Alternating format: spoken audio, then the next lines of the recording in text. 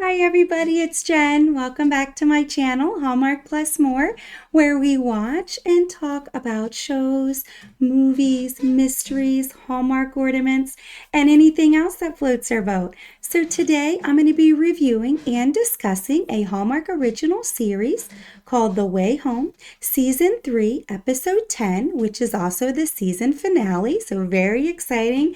A lot happened, a lot to talk about. So before I get into the review and the discussion, I just want to say thank you to everybody who subscribes to my channel, likes my videos, leaves me comments. I read all my comments. I thoroughly enjoy them. So if you've left me comments before, thank you so much. And if you have any questions or discussions or theories that you want to mention, just leave them below because I love hearing from everybody.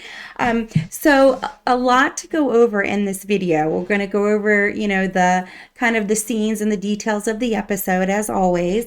But then I'm going to talk about a couple different things. So I'm going to go over the pond rules, questions that were answered in this episode, including the letter in the basket. What questions were not answered, and my theory of the baby and the jumpers. So the reason I say that is I never really have spoken on one of these videos really what my solid theory of the baby and the jumpers, the baby in the basket and who the two jumpers are, mainly because we don't have enough information to go on. I mean, it literally could be anyone at this point in any time period, right? So since we have more information, I'm going to go over my theory of who the jumpers are, and kind of why and how it plays out. So again, this is a judgment-free zone on my channel. So, I say bring all your theories and discussions here. Nothing is off limits. I think all theories are open. And then I'm also going to go over some red herrings that I think were in this episode, and then as well as the cliffhangers, what we want to look forward to in season 4, and any takeaways. So definitely excited. They were renewed for season 4. Yay! Thank you, Hallmark. So excited for season 4. So just want to kind of go over the details because, like I say, everything else that I've listed is very exciting. So I'm excited to go over everything. So the first thing I'm going to do is just kind of go over the scenes. In the past videos, I've kind of gone over it by time period. Okay, this is what happened, everything that happened in the 1800s, everything that happened in the 70s. But this episode, to me, was difficult to take notes. I loved the episode, don't get me wrong, no judgment. But it showed things in 74, but we kind of already knew they were going to happen. So I kind of just made, one list of everything that happened. I did have my Kleenex. So I know there was some kind of story going around that the writers or some of the actors, the actress that played Alice, said that she used Kleenex and she just cried a lot during this episode or filming it. However, I also did hear that the actress that played Kat was a little confused, and Evan is the actor that plays Elliot, had to explain some of the episode to her. So I've never really seen anybody comment on that, but that stuck with me all week because I'm like, okay, I'm excited about this episode, but what was complex or complicated that, the actress kind of had to take a second take and like explain who is this or why this is the way it is. So I'm definitely excited getting into this episode. Definitely use the Kleenex. I mean, I watched it a couple times today because I watch it the next day. So I watched it on Saturday, and yeah, I cried at the same scenes every time. It was so emotional and so touching.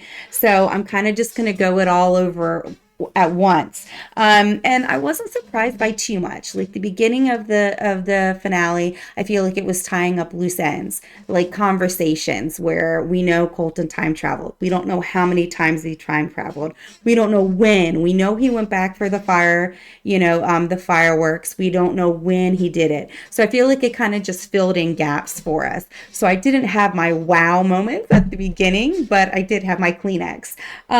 So, I thought it was great how it started. The entire episode started with the flashback from season 1, episode 1, Alice dropping her bracelet in the pond. And I loved that because you're going to hear me say this towards the end of the video, but I've noticed that there's a lot of mirroring, parallel, similarities in certain things. So if you think season 1, episode 1, right? Alice falls in after her bracelet, first time she's ever time traveled.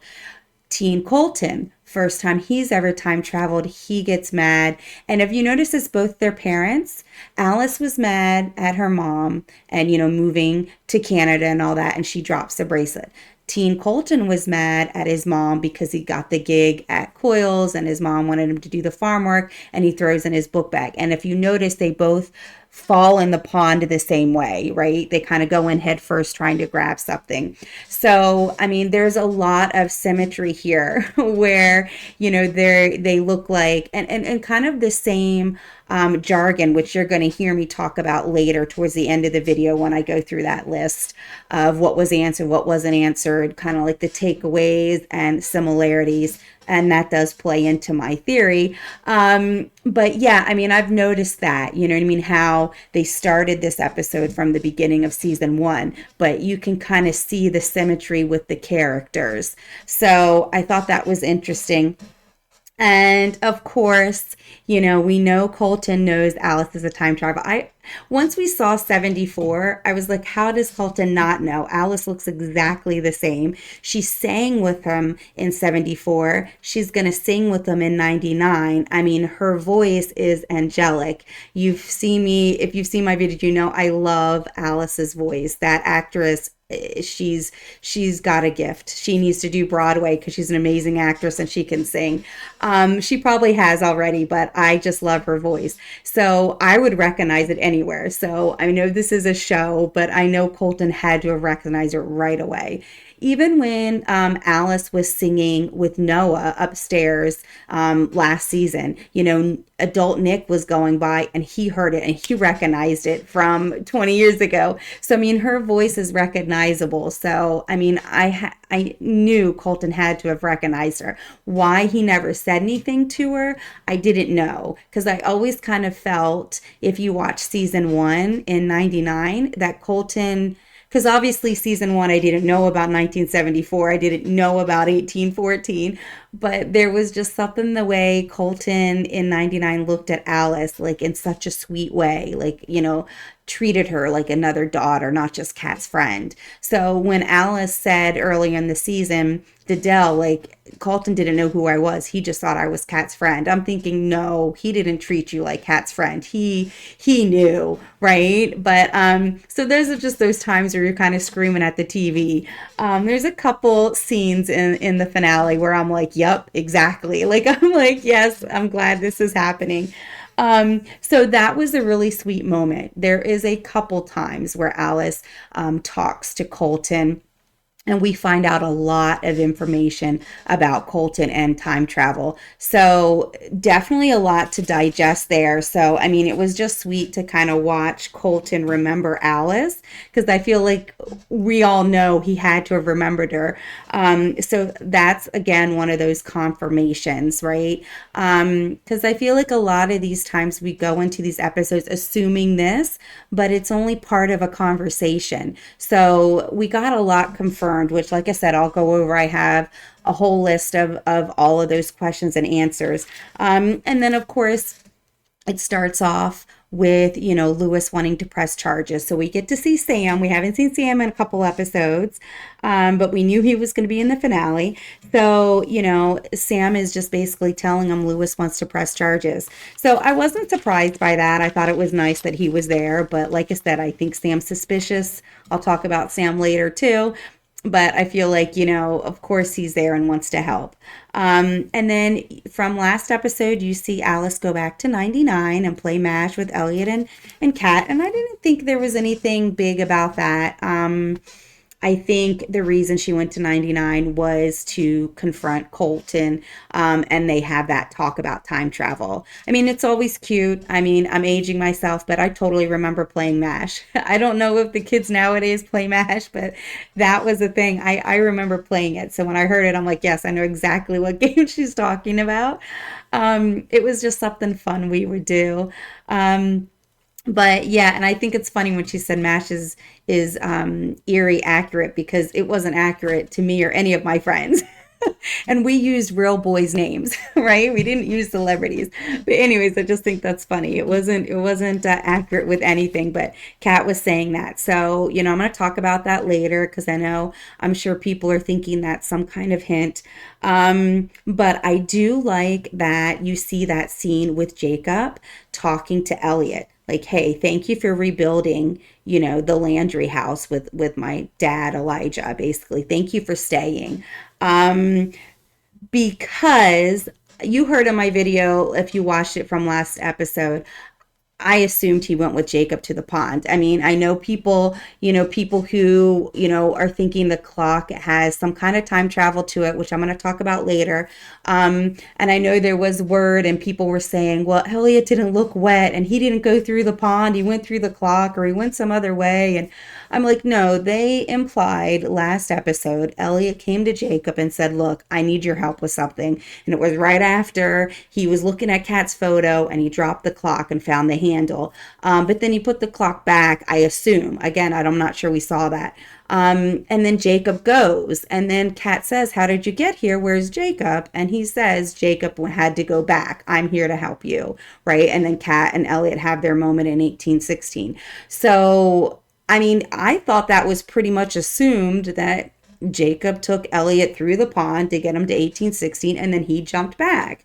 However, I guess people are speculating he went a different way. So, for the people that were speculating that, I'm glad they clarified that in this episode. For me, I always kind of knew he took them. But I guess it's glad that that is 100% confirmed for the people that weren't sure. Because he says, thank you. I should have stayed, but thank you for doing that. So I feel like that kind of confirms, hey, if you were wondering or you were going down a rabbit hole about Elliot not being wet in 1816, I mean, he's a guy, his hair dries faster than us women. I can't really tell. It was dark. It was nighttime. I mean, more power to you if you could actually see that his clothes were wet or dry. No judgment. I just wasn't looking at that. At that scene, I was looking at him run to Kat, or I'm sorry, Kat run to him. But at any rate, I'm glad they confirmed that Elliot went through the pond with Jacob and Jacob apologized for not staying. And we know that he did stay and help. And then again, we talk about the clock. So, Elliot shows the clock to Jacob. Now, again, these are the only two men that know about the clock. So I was kind of hoping that maybe Kat or somebody else would learn more about this clock. But at any rate, Jacob is the one who knows how to fix it. So I guess if only one person knows, it should be Jacob. But we do see the quote on the clock, and I wrote that down. Time past and time future, and in between is the still point of now. Find me there. So, I mean, definitely interesting because now we have, a quote that's on the clock. What does that mean, right? And then Kat and Alice and Dell, and I apologize, I'm looking at my notes. They tell Dell, Colton did not choose you over music. You were always number one. Like, it's not like, so that kind of solves something later on in the episode too. I might have mentioned it before. I still felt like Dell had a secret because remember her quote on her birthday, her surprise birthday party with Sam, she said, I left somebody with no choice at all. So I still didn't think she solved that last episode. And I feel like they kind of nipped that in the bud this episode by saying, I left Colton with no choice. He chose me instead of his music. So I feel like, thank you for confirming that because I am one of those people that I needed that confirmation because he didn't, right?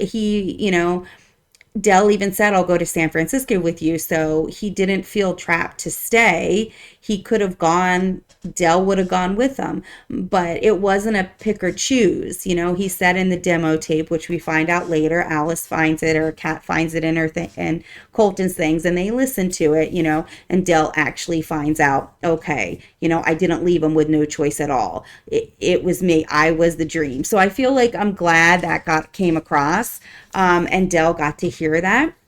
So I definitely, I definitely like that. I like that there were those moments with Alice and Colton where they talk about time travel, and Dell finally, hears like, no, you are finding out, Colton, you were the dream, not music. It was never about music. It was about music to prove to you or to make money to find you. So, I mean, I think that's really sweet because I feel like Dell has been really dealing with a lot of loss, and knowing how deeply the person that you lost loved you, I think helps the healing. It doesn't bring Colton back, but it helps that healing process, knowing like he never felt trapped. You were his dream. So that was a sweet moment. I cried with the moments with Alice and Colton, when he finds out, he knew about Catherine, and he finds out, you're my granddaughter, and she says, I love you, Grandpa, and they hug. I mean, I lose it every time I watch that scene.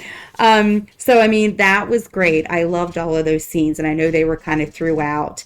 And Elliot gets the envelope from Vic with the ring. And we find out later when Elliot and Kat have their relationship conversation that it is Susanna's ring. So that's something else that was confirmed. People weren't sure if it was the same ring. It is. And then the note from Elliot's mom. So that was interesting. My question now is, does Vic know more information? And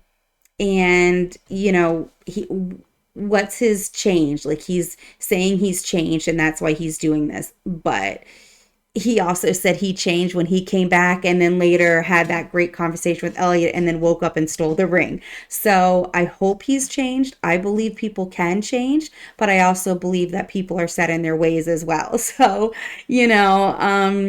I hope he's turned over a new leaf, but I still feel like Vic knows something. If you've heard my videos or you've seen my comments, thank you again for people who leave me comments. Every time I respond, I had one comment that I mentioned about Vic saying he's got so much animosity towards the Landrys. I know he blames Colton for his brother Rick's death, but it's deeper than that. He says that the Landrys used the Augustines, so it's deeper. I mean, that has nothing to do with Rick dying. You know what I mean? Like, he has hatred for them, and it stems from something else. So I know there's something more to Vic's story. I don't know how far back it goes. It might have started with Vic, with Elliot, because he was left to raise them. So there's something going on with that storyline. But again, if he's turning a new leaf, I'm always going to be happy about that, because you always want people to be happy. So like I said, we want people to be changed and turn into good people always. It doesn't happen, but I'm happy with Vic if that's the way he is. And then you also see Jake apologize to Danny. And this was a scene I really, really wanted to see, because as soon as I saw that from last episode, I was like, man, you're doing Danny dirty. Like, you are taking his code. He's trusting you. First off, he was very broken because his entire childhood and adult childhood, he blamed himself for your disappearance. Now that you're back, he's trying to be friends with you. He gives you his personal code, and you lie to him on why you need it. And then you use his code, which Lewis can check.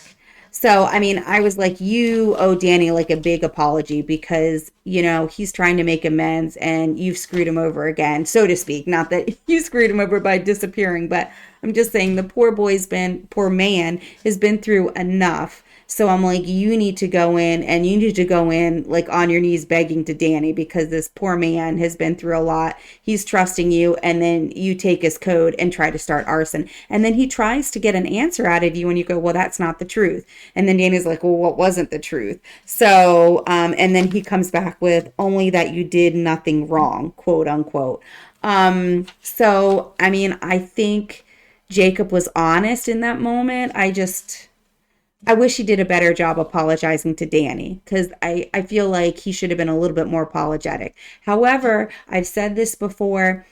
Jacob is broken. He's damaged, That's like PTSD. Like I'm not blaming Jacob. Again, judge-free zone. I don't blame the characters. I don't dislike any of the characters. I love them all.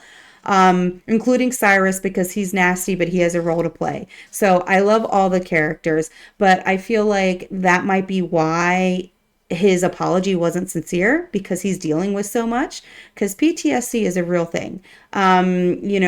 Just like with our military, they come back messed up from what they did and what they've seen. And it's kind of the same thing. He's coming back from the 1800s. That's like war to him.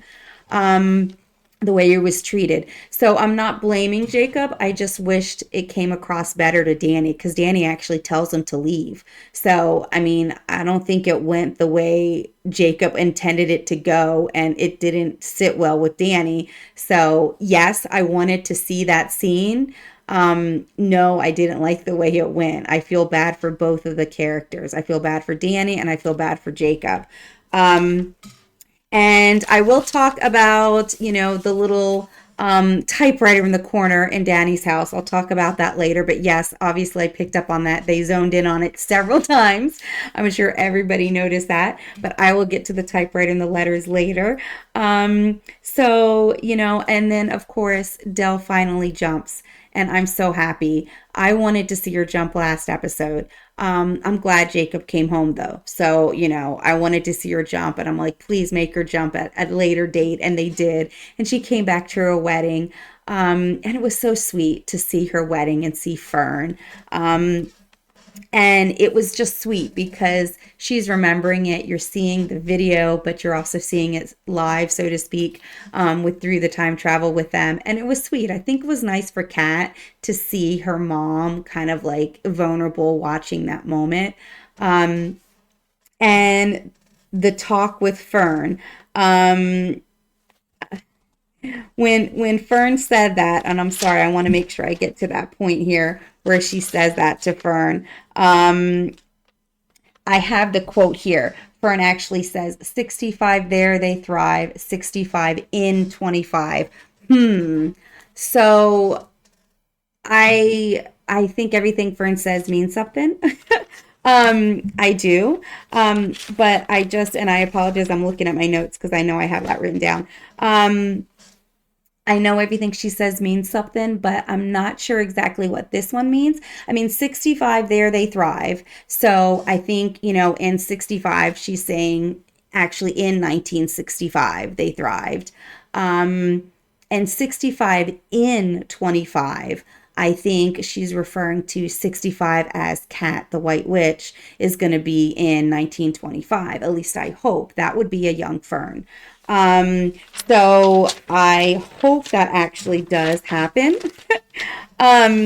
Because I would love to see the 1920s and I would love to see Fern. However, I don't want to go back to where Fern doesn't know anything about time travel. And I don't think that'll happen. I think they'll show it. But the reason why I want more Fern scenes is because she's so wise and she knows so much about the time travels. So glad they're using the pond again, or people are using the pond again. So she knows who time travels and she knows so many things. And then she tells Kat, make sure you ask the right questions. And this is all in past episodes. But so when I saw her at the wedding, I was like, yes, I'm going to write down whatever she says to Kat. So yeah, she says that to Kat. And I was like, okay, I really want to see that. And this is all about Colton because he talks to Alice. You actually see, oh, I thought I had that here, so I apologize. Yeah, you actually see Colton have those conversations with Alice. But like I said earlier, you see them several times. So they have those conversations several times. You find out Colton only traveled twice in 1814, 1816. We saw both of them in the last episode, or this season. And then he traveled one more time after talking with Alice. So they have that heart to heart. Alice starts crying, basically saying, what is going to happen if I tell you the future? He asks about Jacob. Alice tells him, like, did the pond take Jacob? Yes, he took Jacob. I'm going to see my boy again. And I tear up every time. And Alice is like, so Colton knows that his son went in the pond. Colton knows his son comes home, but he knows he's not going to be alive to see it. And then he tells Alice to jump, and then he jumps. So I'm like, okay, when he says, take me to my boy, and he jumps, where does he go? Well, he goes to the fireworks. So we find out later he says, those are the only times I time traveled. So we have confirmation from Colton himself. He's traveled 3 times and we've seen all 3 times. So the flashback that they keep showing us, even from season 2, I think we knew he traveled and saw himself with his young family and young Jacob in the fireworks scene, right? And that's the only time he went. So when he knew the pond took Jacob, he tried to get to him, and that's where it took him. So definitely interesting. You know, we learn a lot about Colton's time travel. And what I thought was interesting was when Colton was watching his younger self with his kids, and it's the same thing that Dell said, exactly how I remembered it. So Dell sees her wedding, exactly how I remembered it. Colt sees the fireworks, exactly how I remembered it. So definitely interesting. We also find out through Alice's time travel that Alice pushed Alice. So that was interesting. I was not going there, but at the same time, I'm kind of relieved because my options for who pushed Alice into the pond that day was like Colton, Evelyn, Casey. And I was just like, why would you push her? So to know that Alice pushed herself kind of makes me feel more relieved. Like, okay, we're harder on ourselves. I'm okay if she pushed herself. But it also solves the question of how Colton's sweater from 99 ended up by the pond. And we know Alice, when he talked to, Colton, told him about Jacob, and they talked about time travel, she was wearing it. So that's how it got there. So, I mean, we are getting some questions answered. Now I'm gonna, and I hope I didn't skip over a bunch of things because I know I might have. And we know Colton goes back and talks to Evelyn. I did like that scene. Now, I think this is still before Evelyn becomes a recluse because this was 2000 when Colton died. Remember, Jacob goes missing in 99. Colton dies the next year. So this is when he was doing the PI. And I love the way years later, Evelyn and Colton even says, like, you still know me best. And I love that because they were childhood friends. So I thought that was really sweet because she was like, I know you're still looking. And she didn't seem recluse at that point. I mean, she had been traveling. And when she came back, she's like, I came back. And that's when I found out the police stopped searching. So I know you're looking on your own. And so I think Evelyn is the one that hung the Mike Catherine portrait. Now, that's not confirmed, but she did comment on it in 2000. We know it was there in 2000 when Evelyn said, yeah, she's the one who saved us. And that's when he says, it was the pond. It's the pond. And he runs out. So we don't see the end of that. We just see Colton run out, and we're assuming he leaves Lingermore and goes straight to the pond. That's when he sees Alice. That's when he gives her his sweater. All in the same scene. However, we don't see what Evelyn does. I mean, Evelyn's always thought the pond was magic. She saw Kat as the White Witch save her. That's why she put up the My Catherine picture or painting in the office. So, I mean, she obviously knows about the pond. So when Colton said, it's the pond, and Evelyn didn't really have a time to react because Colton just bolted. That's what I want to see. I want to see in season 4, like, what was Evelyn's reaction? Because remember, when she gets older and she gets a recluse, she's in the wheelchair, she's got her medication, she's staring out the window. So, I mean, she always thought the ponder's magical. She saw Kat. She still believes in 2000 that she still saw Kat, so much so that she hung up the portrait of Catherine.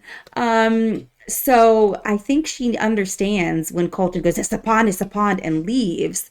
So if we're going to see that next season, if we're going to see Evelyn come to the realization that Jacob was in the pond, or that's how he disappeared. Because I feel like if anybody would understand what Colton just said when he ran out of Wingermore, it's Evelyn. So that was interesting because no, you don't see Evelyn again. You find out the reason Colton went in the truck that night. Remember, Dell keeps remembering that the night Colton died, tomorrow we're going to sit at this table and I'm going to tell you everything, right? And Dell keeps reliving that. And then Kat and Alice are like, well, if he knew everything and Alice confirmed he recognized everybody, why'd he still go to counseling? Well, you see that answer confirmed. He calls and he knows Rose is his daughter, adult daughter, Catherine. So he goes to counseling that night to have more time with Rose, which is, Kat. And that's the night he dies. So it answers a lot of questions, right? We know why everything kind of took place. And what I'm going to talk about next, which is I'm excited about, is Casey. So let's talk about Casey. First off, the best scene in the whole show was when Jacob opened the door and she says, what? You're not surprised by having Landry's aren't surprised by time travelers at their door, or something to that nature. I'm sorry, that one quote I did not write down because I just thought it was so funny. I loved that, Casey, way to go. I love that you put in that line, or the writers put in that line for Casey to say. I loved it. And she nailed it when she delivered it. I was like, that's so true. And so Jacob was like, oh, so you are who Alice says you are. But yeah, I loved that. Like, what? You're not surprised? So, and I'm going to go a little bit over this scene because I feel like this 1, 2, 3 minute scene with Casey and Jacob lead up to stuff. I think that, is the foundation for a couple different things. I mentioned mirroring and similarities, parallel to certain characters like Alice falling in the pond her first time traveling, Colton falling in the pond his first time traveling, both upset with their parents, both dropping something in the pond, both going in head first. So I mean, definitely a lot of parallel with the different characters, and there's some parallels in this conversation too. So she says, I don't know if I wrote everything down, but she says, basically, is Kat around? She wants to talk to Kat. And he's like, no. And then she goes, she says, it was also, oh, I'm sorry. She also says, like, maybe I'm supposed to help you. So I think that's interesting. Or maybe, I'm sorry, Casey asked for Kat and then said, quote, maybe you are the one I'm supposed to show. End quote. So that's the great thing I like about time traveling in this show too, is they don't know exactly what they're supposed to do, right? The pond is going to take you somewhere where you're supposed to do something significant, right? It's not just to play MASH. Like I said, like we'll talk about that later, but like there is a reason they always go back. So she knows she's supposed to go back, and she's assuming she's supposed to show Kat because that's who she originally was trying to show this document to. Then she says, maybe you are the one I'm supposed to show, right? Because I got caught red-handed and you got caught red-handed. So I thought that was interesting, right? Because the characters are kind of learning, and I like that. Like, it's not a time traveling show where you're like, okay, I'm going to go back in time and I'm going to do this one thing, right? They're not really sure why they're supposed to be there or who's supposed to get the information. So I liked that when she was like, maybe it's you. So she gets out of, she gets out Susanna's will, and Lingermore was left to the Landrys. So she says, this will help with Lewis. I blackmailed Lewis with the will, basically, for Lewis to stop buying the Landry land. And that's why he didn't buy it. So remember, she was there interning that summer, and you've probably seen in my earlier videos the fact that she's a teenager and she's handing a legal document to Dell, and Dell barely knows who this girl is. And, she's supposed to believe that this is the Goodwins not buying her land. I always thought that was odd, like why she was the messenger. And we know why now, right? She came back. That was the important part. She came back to go through the archives archived. And I mentioned that Casey didn't come back that summer, and it was a coincidence that that was right after Evelyn died. No, she was supposed to come back that summer. She was there to go through the Goodwin paperwork and documents that were donated to the archives of the newspaper where Kat works and owns. So, I mean, that was why she was there. She was there to go through the paperwork, and she was looking for something. I thought possibly the folder had invisible ink on it. I thought maybe Evelyn left something and Casey found something that Evelyn left. And she was saying, hey, Kat, this is important. This is something that Evelyn, wanted you to see. But it turns out that was where Susanna's will was. And I liked what she said. Like, look, I had it there for Kat for my next trip. But the pond does what it does. And there was a whole whack of time in between. So I had to, sneak in the house and hide it. I'm going to come back to that because that goes to the paroling. Because remember, Alice snuck into the house and took something too. So, I mean, that's paralleling too, that people are sneaking into the Landry house when nobody's there and doing things that affect the outcome. Because remember, Alice did that. Well, I'll talk about it now. Alice did that. Remember, she snuck in the house and actually mailed Dell's letter. And that's the whole reason why Kat and Alice came to Port Haven. So, Dell wrote the letter. She put it in the trash. Alice came in, took it out of the trash, and put it in the mailbox and mailed it to her and her mom, or I guess mainly to Kat. But so this is the same mirroring, same similarity.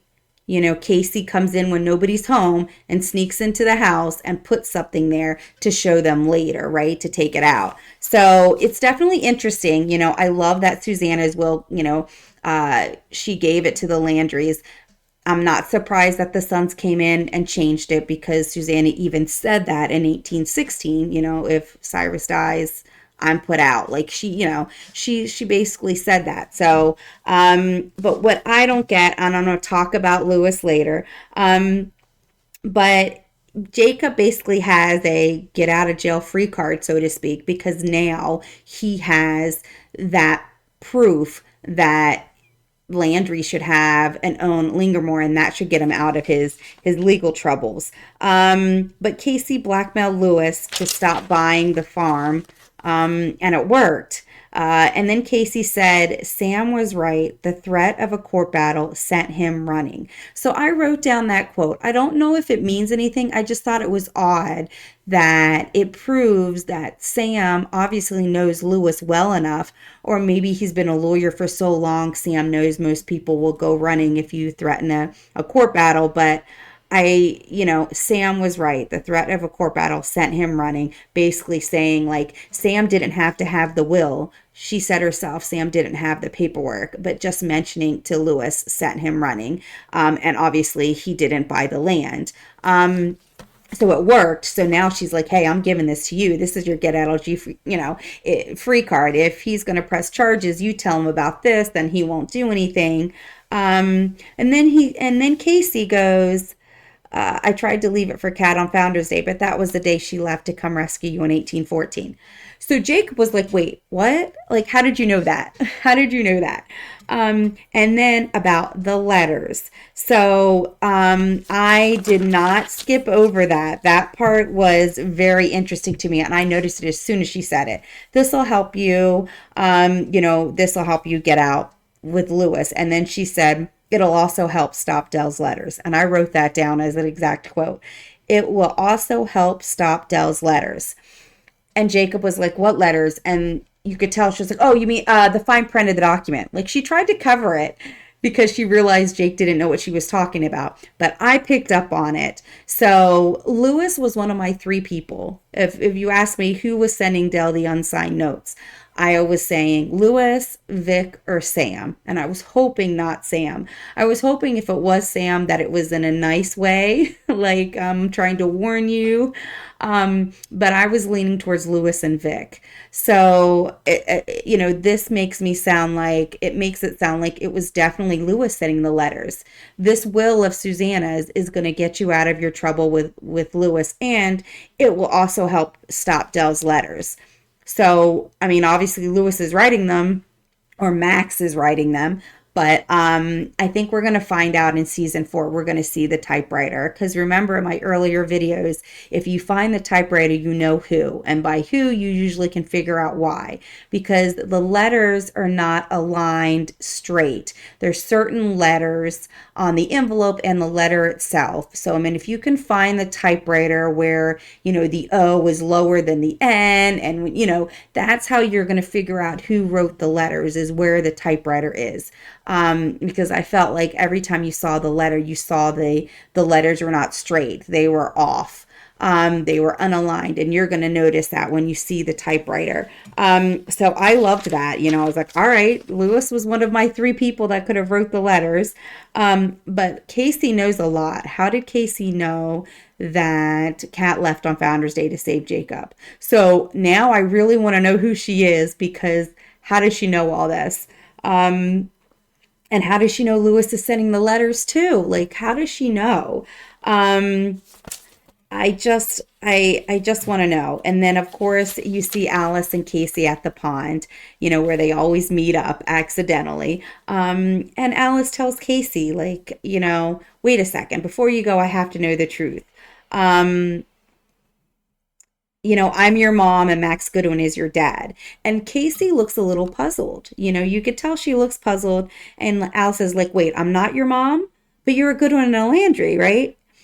So Casey says no when Alice says, I'm your mom, Max Goodwin is your dad. Casey actually says no. She looks puzzled, but she answers the question with a no. And then Alice goes, if I'm not your mom, but you're a Goodwin and a Landry. Now she didn't respond there. She says, I don't want to break the rules. And Alice kind of liked that because she doesn't want to know her future. Remember, I've had a video talk about it with Elliot. Like, I don't think it was a good thing that Elliot knew his entire future. I mean, just put yourself in Elliot's shoes. If I was 16, I would not want to know, like, that the girl I had a crush on, I was never going to be with. You know what I mean? Like, and the snob that she's dating is she's going to marry and have a child with, and I know because she's standing in front of me. Like, I don't want to know my future that far ahead. So I think Alice was like, thank you for not telling me. I don't want to know.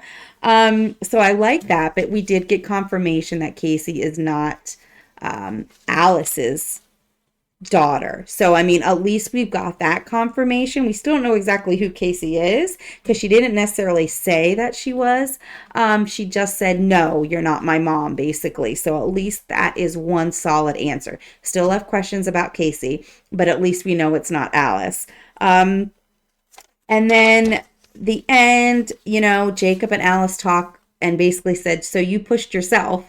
So yeah, they talk about that. Dell comes back, tells her how great she felt about the wedding.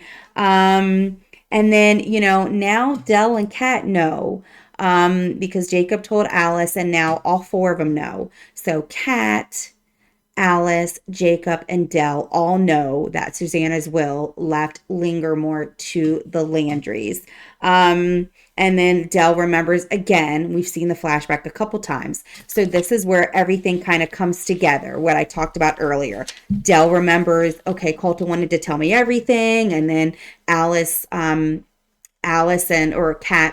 tells Alice, like, hey, oh my gosh, that night he went to counseling to see me again. He knew me. And so it was kind of like everything I mentioned earlier all came to that point where now everybody realizes why he went to counseling, why he was in the truck that night, why he said that to Dell, the My Catherine portrait. And then at the very end, there's like 5 minutes left in the show, and Kat and Elliot finally have the relationship talk. And as they're talking, I'm talking back to the TV when Elliot's like, look, I've messed up. I haven't treated you right. And I'm like, yep. And then Kat would talk and be like, well, I took you for granted, or I take you for granted, present tense. And I was like, yep, you do, Kat.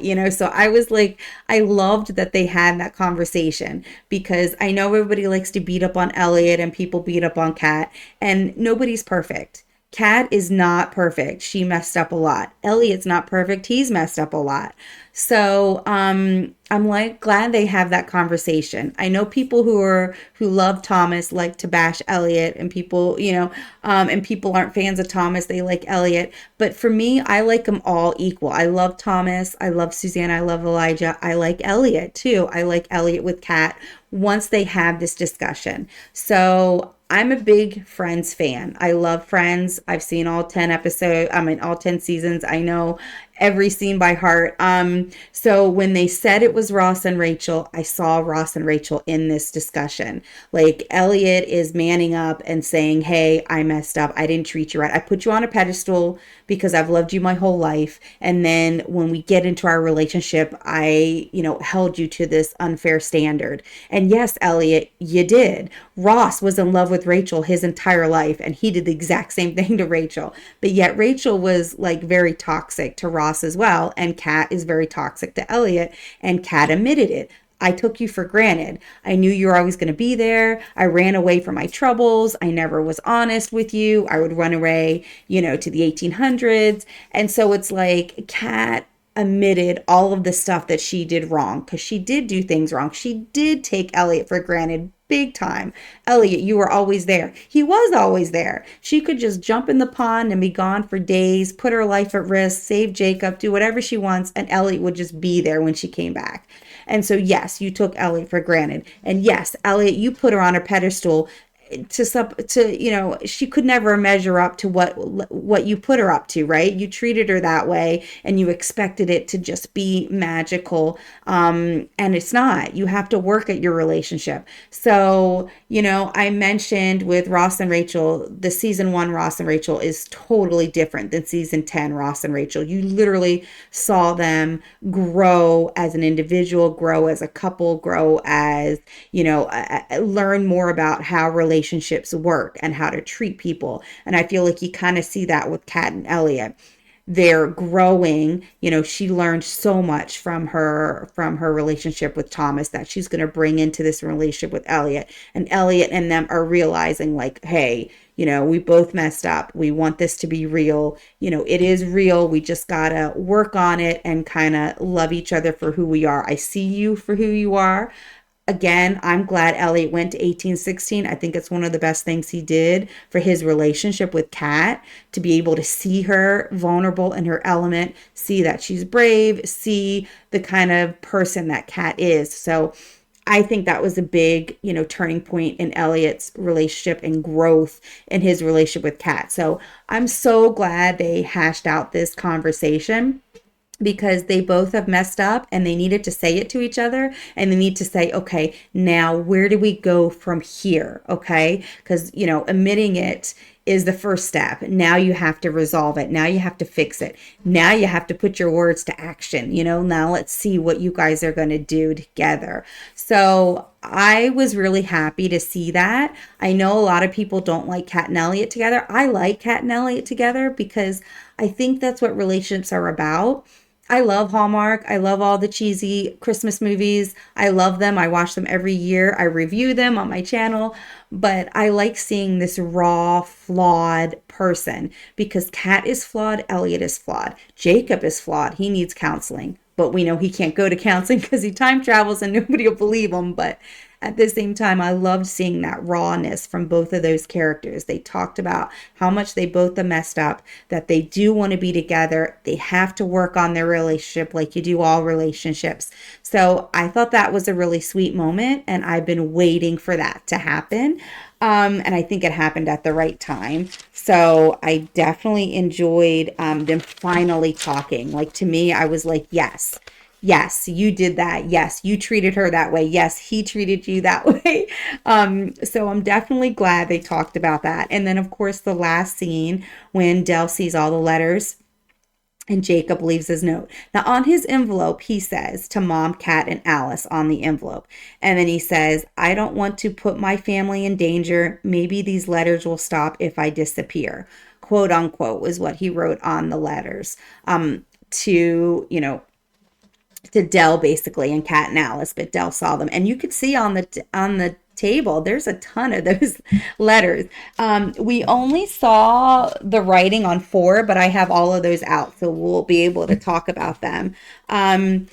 Now, then Sam calls, you think it's Jacob, and it's Sam. So then you're like, okay, perfect timing. I wrote perfect timing, LOL, actually in my notes, because you've heard me say this before. I'm suspicious of Sam because he's always at the right place at the right time. How does he know? You know what I mean? He called Dell right after she read that. You know, like he knows something. He knows more, just like the day Jacob comes back. He hasn't been, he comes back after 24 years. And the next morning, Sam shows up with a cup of coffee. Hey, Dell. And he's like, this isn't a good time. Like, he knew that Jacob was coming back. Like, I just feel like there's more to Sam, right? So when Dell picks up the phone and of course she thinks it's Jacob and it's Sam, I just kind of giggled and laughed to myself. Like, of course it was Sam, because he knows when to call, because he knows more than we think he knows. Like, there's something going on with Sam. So of course he goes, no, I'm not okay. Jacob is gone. Now, talking about mirroring, which I'm going to talk about later, and paralleling and similarities, Sam says, and I quote, "It is going to be okay. Honestly, I promise." And then, of course, Dell says, how? And Sam goes, "I just do." Okay, and then you see Sam is at the pond, right? The reason why I quoted what he said, "It is going to be okay. Honestly, I promise." How do you know it's going to be okay? I just do. Those quotes are exactly what Elliot said to Kat when she was hysterical about Alice leaving, because Elliot knew she just jumped in the pond. Sam is very calm and collect, and he says the exact same words to a frantic Dell, because Dell's upset that Jacob left. And again, mirroring, right? Sam is like Elliot. Sam said that to Dell because Dell was worried about Jacob, her son. Elliot said it to Kat, who was worried about her daughter, Alice. So here's my question. Like, did Sam see Jacob jump? I mean, does Jacob know about Sam, or does he just, because remember a while back, a couple episodes ago, Nick saw Jacob jump, remember? And he went to Dell, was like, so cool, I've never seen somebody actually jump. And of course, Dell didn't like that because she's upset Jacob's still jumping, but like Nick witnessed it. So did Sam witness Jacob jumping, or does Jacob know Sam saw him, or did Sam you know what I'm saying? I know Sam knows more. We know he was at the pond. The writers made him say verbatim what Elliot said to Kat. So that's the mirroring the writers are putting into the show. So it has to mean something, or they wouldn't have made it the same wording. But what I'm saying here is they're leaving us with the question, did Jacob say something to Sam and then jump? Like, hey, I'll take care of Dell. I'll tell Dell you're okay. Or did Sam just kind of see Jacob jump behind trees and Jacob doesn't know Sam saw him? So, I mean, there's a couple questions there, because we know Sam knows because he's at the pond when he says this, calm to Dell, knows when to call Dell because Jacob just jumped, right? And he's at the pond. So that's my question. Does Jacob know about Sam, or if Sam is just seeing it? But it's not a mistake that the writers verbatim had Sam say the same thing Elliot said to Kat. I don't think that's a coincidence. Again, going to the mirroring that they've been doing in the show and the similarities, which is going to be about my theory. So I'm excited to go into that. So the end of it, of course, was Elliot and the letter, which I have as well. So Elliot runs to the book by T.S. Eliot and said that was his namesake. His mom was obsessed with T.S. Eliot, and that was his favorite author. So Alice goes, I met your mom in 1974. Which was my hunch too. The girl in the cafe that was talking to Alice about dreams. My guess, you could probably see it in the comments. I think somebody asked me that, was that it was Elliot's mom, and she named Elliot after her favorite author. So I'm glad, that hunch, that assumption. I'm sure other people thought that too. Like I said, you could probably see it in the comments from the last couple episodes. But I'm glad that was true. I mean, and I'm sure somebody was like, well, that's too obvious. Well, not everything has to be so so complicated in the show, some stuff is just going to be obvious. The problem is we don't know which one's going to be obvious and which one is going to be like a detailed kind of a red herring throw off. Or a complicated solution. Like I say, not everything is complicated. And luckily with this, it looked like it would be Elliot's mom, and it was. And then the clock inscription is from the T.S. Eliot book, and it's the same poem by Burnt Norton, which was published in 1936. The walls went up in the 20s. So, okay, how did a clock in a wall in the 20s have an inscription from 1936? Like, that doesn't seem possible. To me, I was like, it seems possible because it's time travel, right? It just seems possible. If Elliot's mom's a time traveler, then the book was published in 1936, and she was in 1936. Now you can't forward travel, but you can backward travel. So in 1936 or 1940, she had the book, it was published, she loved that quote, she put it on the clock, and then she traveled back to the 1920s and hid it in the wall. So even though they're left you with that, like, that's impossible. And Elliot's like, how can a quote that hasn't even been written yet be in a clock from 10 years prior? And I'm thinking, well, there, I know why, right? You're going to see that. You're going to see she's going to inscribe the clock, and then she's going to travel back in time in the 20s and put it in the wall. At least that's my assumption. So I'm not too complexed by that. I know it's a show and they are, but I kind of figured that out as soon as he said that.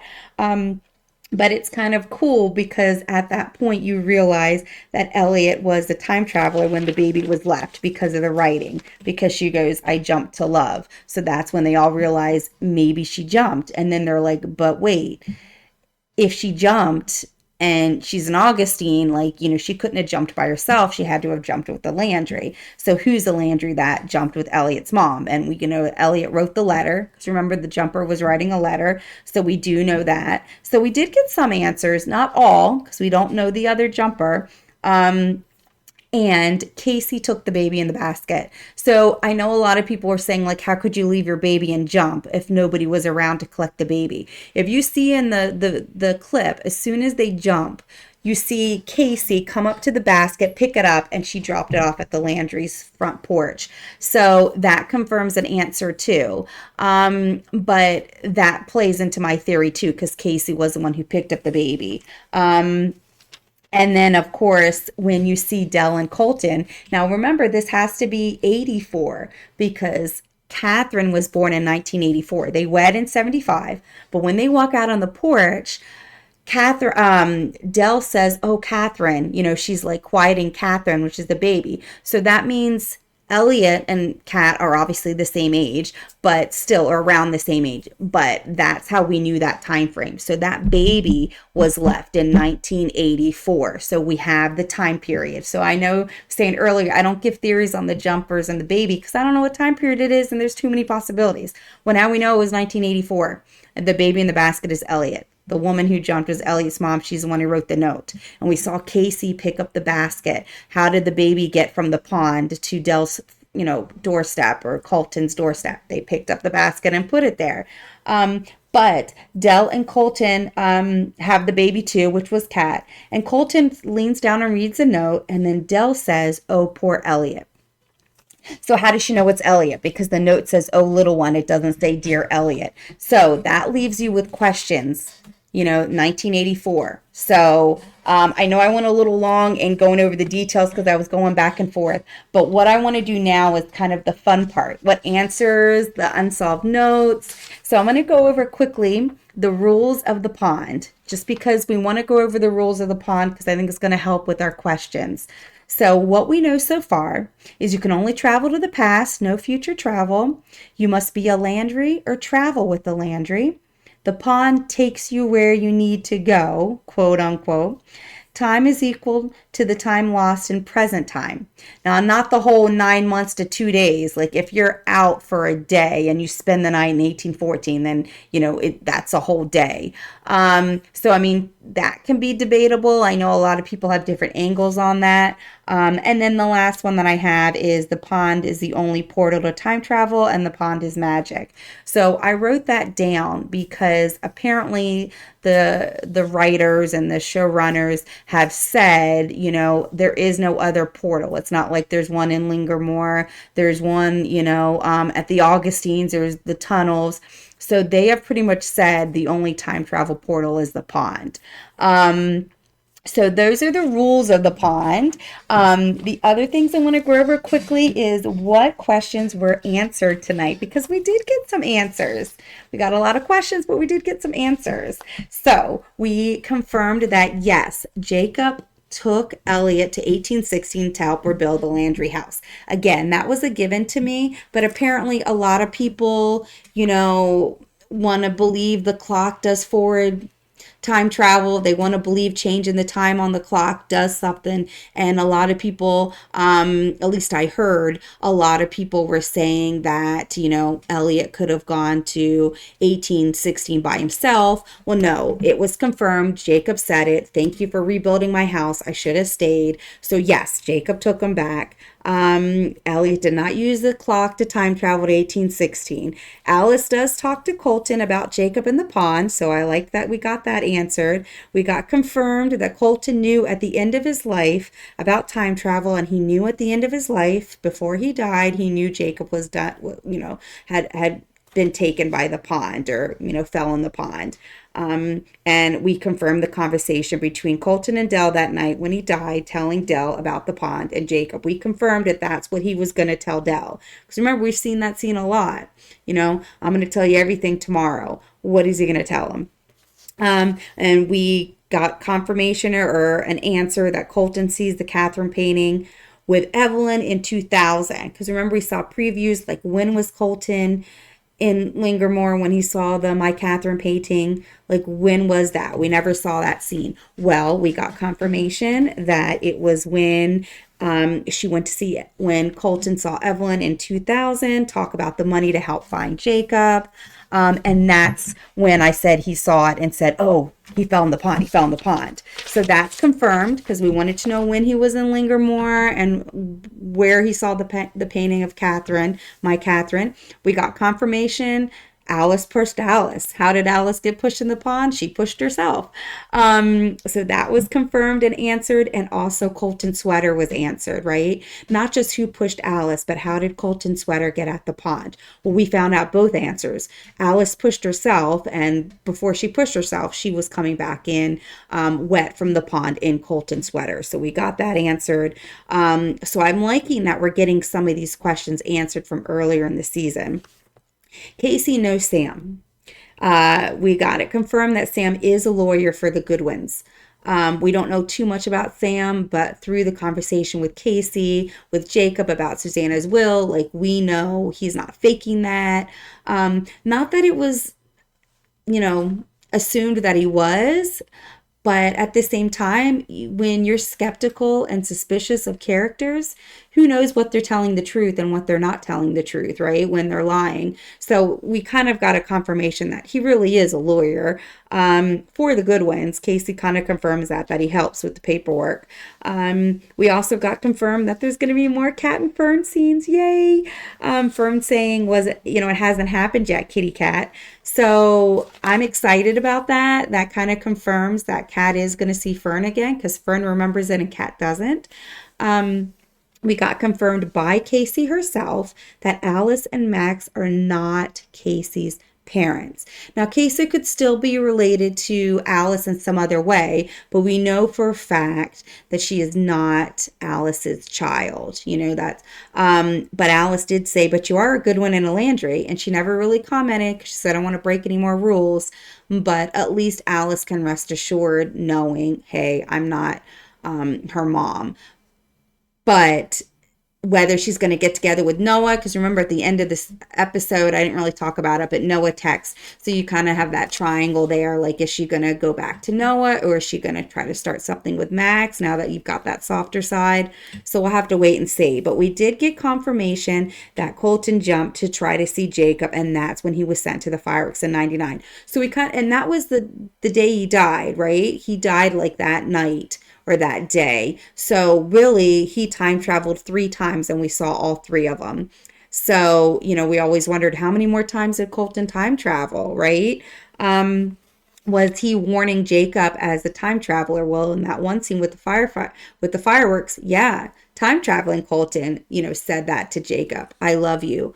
I love you. What will always happen, will always happen, it will. But so that did confirmation too.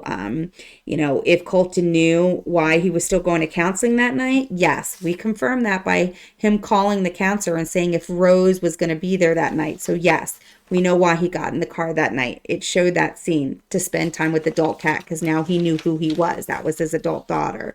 Sam knows more about the pond and time travel. That's confirmed. We do still have reason to be suspicious of Sam. Is Sam and Augustine? He says the same thing Elliot says in the past seasons. It's going to be okay. Honestly, I promise. I just do. So is Sam, like Elliot, where he doesn't necessarily time travel, but he knows about it and he's the helper of the time traveler, kind of like Elliot, helped Alice with clothes and, helped her when she time traveled with what's going on. Maybe Sam is doing that, for Casey? Maybe he's going to start doing it for Jacob if Jacob's aware of him. Who knows? Because we don't know if Sam saw Jacob jump or if he helped before jumping, or, if Jacob doesn't know that about Sam. I know a lot of people are saying back in the birthday surprise party, he was like, it's good to see you again. And Sam said, it's good to be seen. So I don't know if that replies to them knowing each other, but we will find out. We also got confirmation that the girl in the cafe in 1974 was Elliot's mom, talking to Alice, quoting T.S. Eliot book, talking about dreams.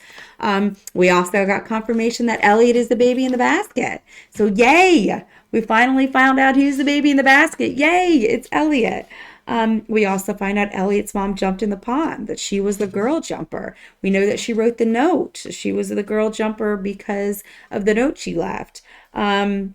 And then people say, what happened to the baby in the basket after they jumped, right? Because a lot of people are like, how could they do that? Well, I mean, as soon as they jump, almost immediately you see Casey come in and pick up the basket. So that was answered too. The baby was taken as soon as the jumpers went into the water. So, no abandonment. People are like, I'm worried about the baby. How long did it sit at the pond? Not long at all. If Casey even might have said something to them before they jumped, who knows? And who knew about the baby in the basket? Because I've always wondered that, who else knows? Well, we know 1984, Colton and Dell know because, they had Catherine as an infant. So we know the year 1984 because that's when Kat was born.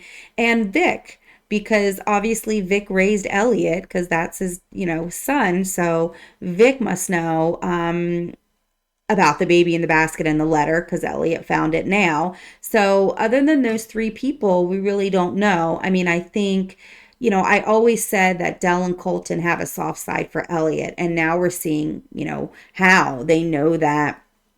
I don't necessarily think because Dell didn't know about time travel in 84.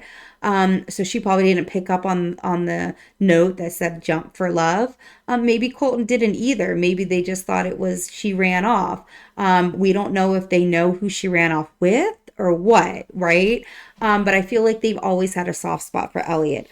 And then when Kat and Elliot kind of have their relationship talk at the end of the episode, she says, oh, the ring, that's Susanna's ring. So that is confirmation that the ring that Elliot and Vic had is the same ring Susanna had. So that kind of confirms that it's the same ring. And then we saw the note from the basket, which I'm going to read. And then Dell's quote with no choice at all. she meant when when Colton left, right? When she left to go be with Colton at her surprise birthday party, I mentioned this earlier. She said I gave him no choice at all. And I was like, what does she mean by that? Because Colton had a choice. And now she knows. So she didn't know at the time. So she still felt, Colton felt trapped and had no choice at all, because she thought he was forced to pick her and not music. And she kind of resented Dell. So now that Dell knows, I think that's what that quote meant. And she's realizing now, oh, he had a choice, but I was his dream.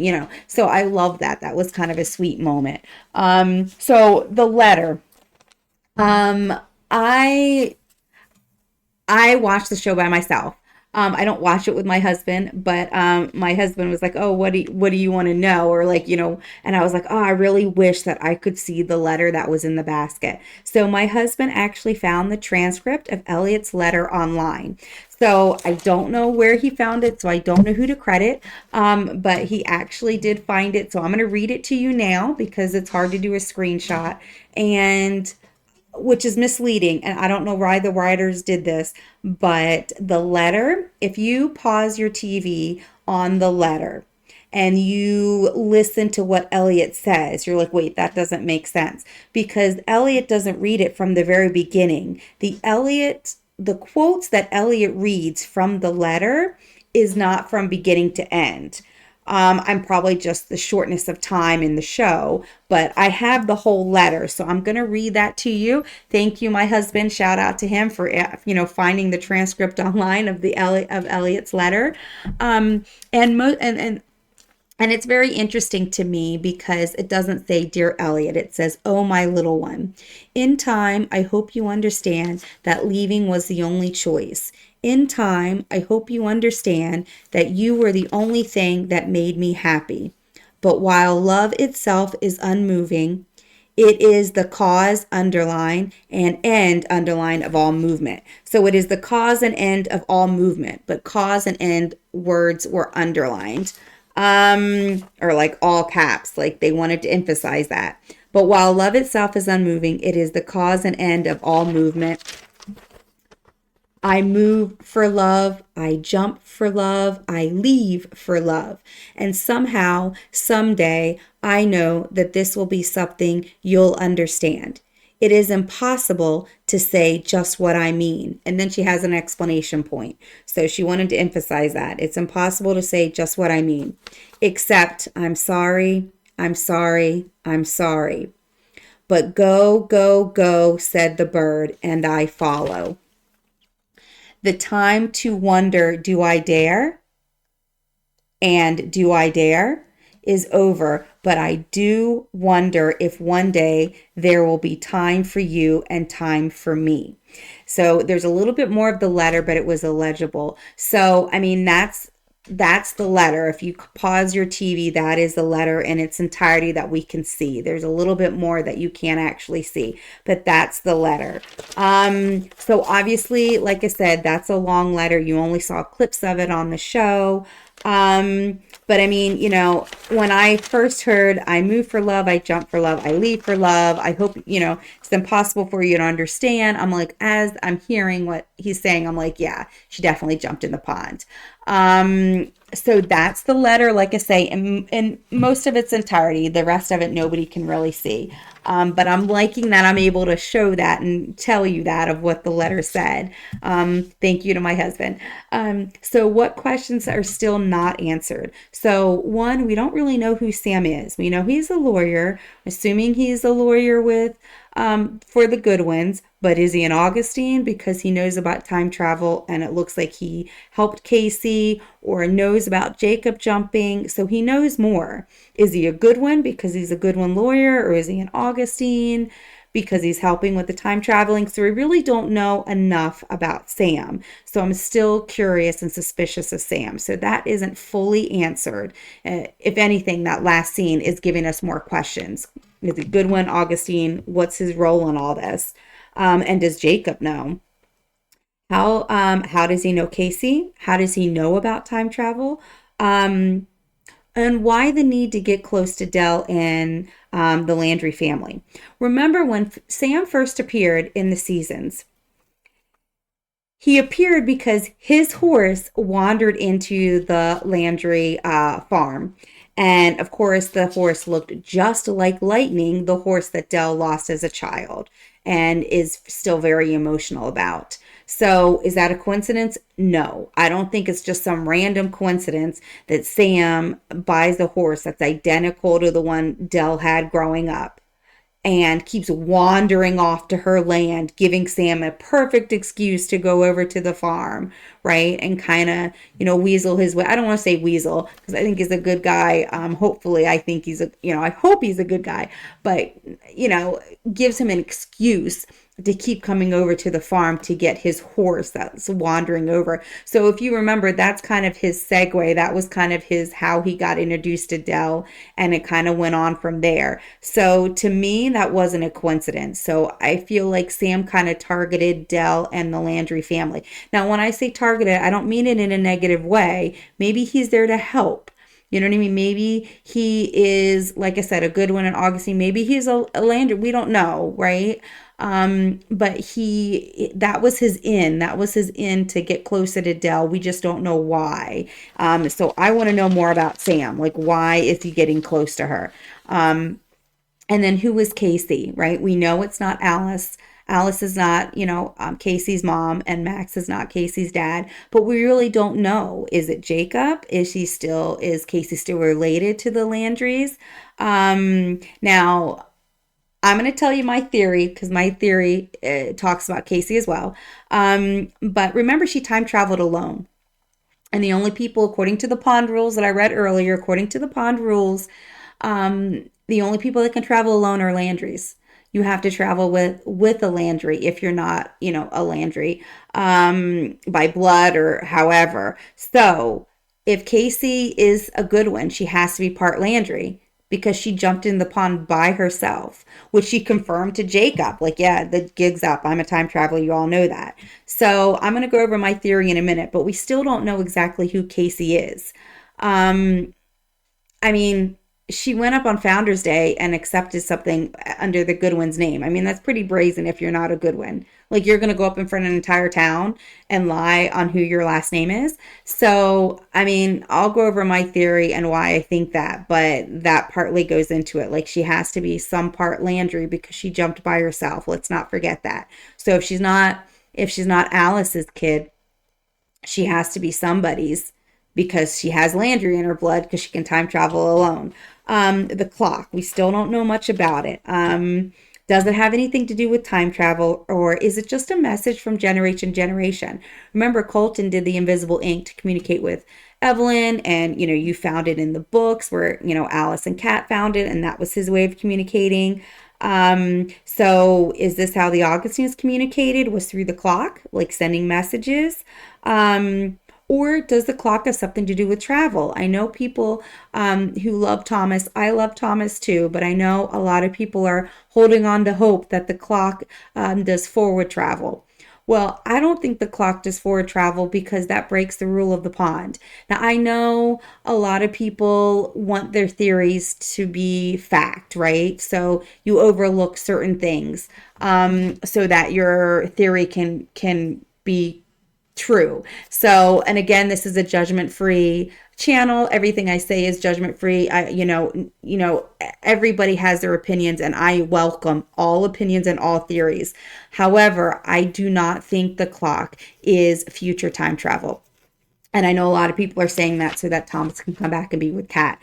So I think the pond rules that you can only go backwards in time and you can only travel to the past is accurate, right? Because that came from the writers. The writers said we want to have integrity in this show. It's a time traveling show. Our integrity is you can only travel to the past, and our integrity is it's only through the pond. If you have other porters throughout the town, like the tunnels in Lingermore, then it doesn't make the pond special. So, I mean, I did not hear that. Again, this is hearsay, judge-free zone. Do not quote me on that. That is just what I've heard over and over again. I never personally saw the interview with the writers or the showrunners, but that is what I'm told, that they said that you can only travel to the past. The only time travel portal is the pond. That's what makes the pond so special.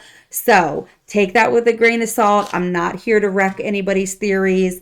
If you still think the clock can forward time travel and Thomas can come back and be with Kat, more power to you. I'm not crushing anybody's theories. Everybody is welcome to their theories. I just personally don't think you can forward time travel, and I don't think the clock is that for time travel, key. But again, I welcome all theories because anything's possible. They could come back and change everything. Just because that's what they told us doesn't mean they change their mind and throw season 4 into a loop. Who knows?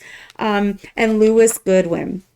Okay, I have so many questions about Louis Goodwin. You've seen my comments, you've seen my videos. I'm skeptical of him, right? He knows that Lingermore was given to the Landrys, per Casey saying it last summer, which Casey said, I blackmailed Louis with Susanna's will when he was trying to buy your land. I told him if he didn't back out of the deal, I would publish Susanna's will, proving that Lingermore belongs to the Landrys. Louis got spooked, freaked out over a court battle. And he said, fine, I won't buy the Landry's farm. So, Casey told Jacob, Louis knows that it was supposed to go to the Landrys. Because she blackmailed with it a year ago. And yet he doesn't do anything about it. So he basically knows that, his estate, Lingermore, is not supposed to be his. And he doesn't do anything. He doesn't give it to the Landrys. He does nothing. He just says, fine, I won't buy their farm. But he's not going to make amends. He's not going to make it right. And then instead, he decides to press charges against Jacob, who tries to start a fire, which granted, he did attempt it. And yes, that does matter when Kat said earlier, but he didn't do anything. He attempted to. If you attempt to murder somebody, you're still going to be behind bars. Whether you murdered them or not, you attempted to, and that is a serious crime. So sorry, Kat, but Jacob attempted to set an arson to a vineyard. So yes, that is a crime. It's attempted arson. Sorry, Kat, I kind of believe with Sam, attempted to do something, you're still going to be in hot water. However, the fact that Louis knows that he doesn't even own Lingermore, that it's supposed to be at with Landry's, and you're going to press charges against Jacob, and you're going to hire him, right? You do know that this is his land, his family's land. So instead of telling them, you're going to offer him a job to work on property that he technically owns because it is, Susanna left it to them. So, that just makes me think, okay, Louis, you are definitely a good one. You are definitely have Cyrus in your blood, right? Because it's just evil to keep property knowing it's not yours. And then you're sending letters? Why is Louis sending letters to Dell?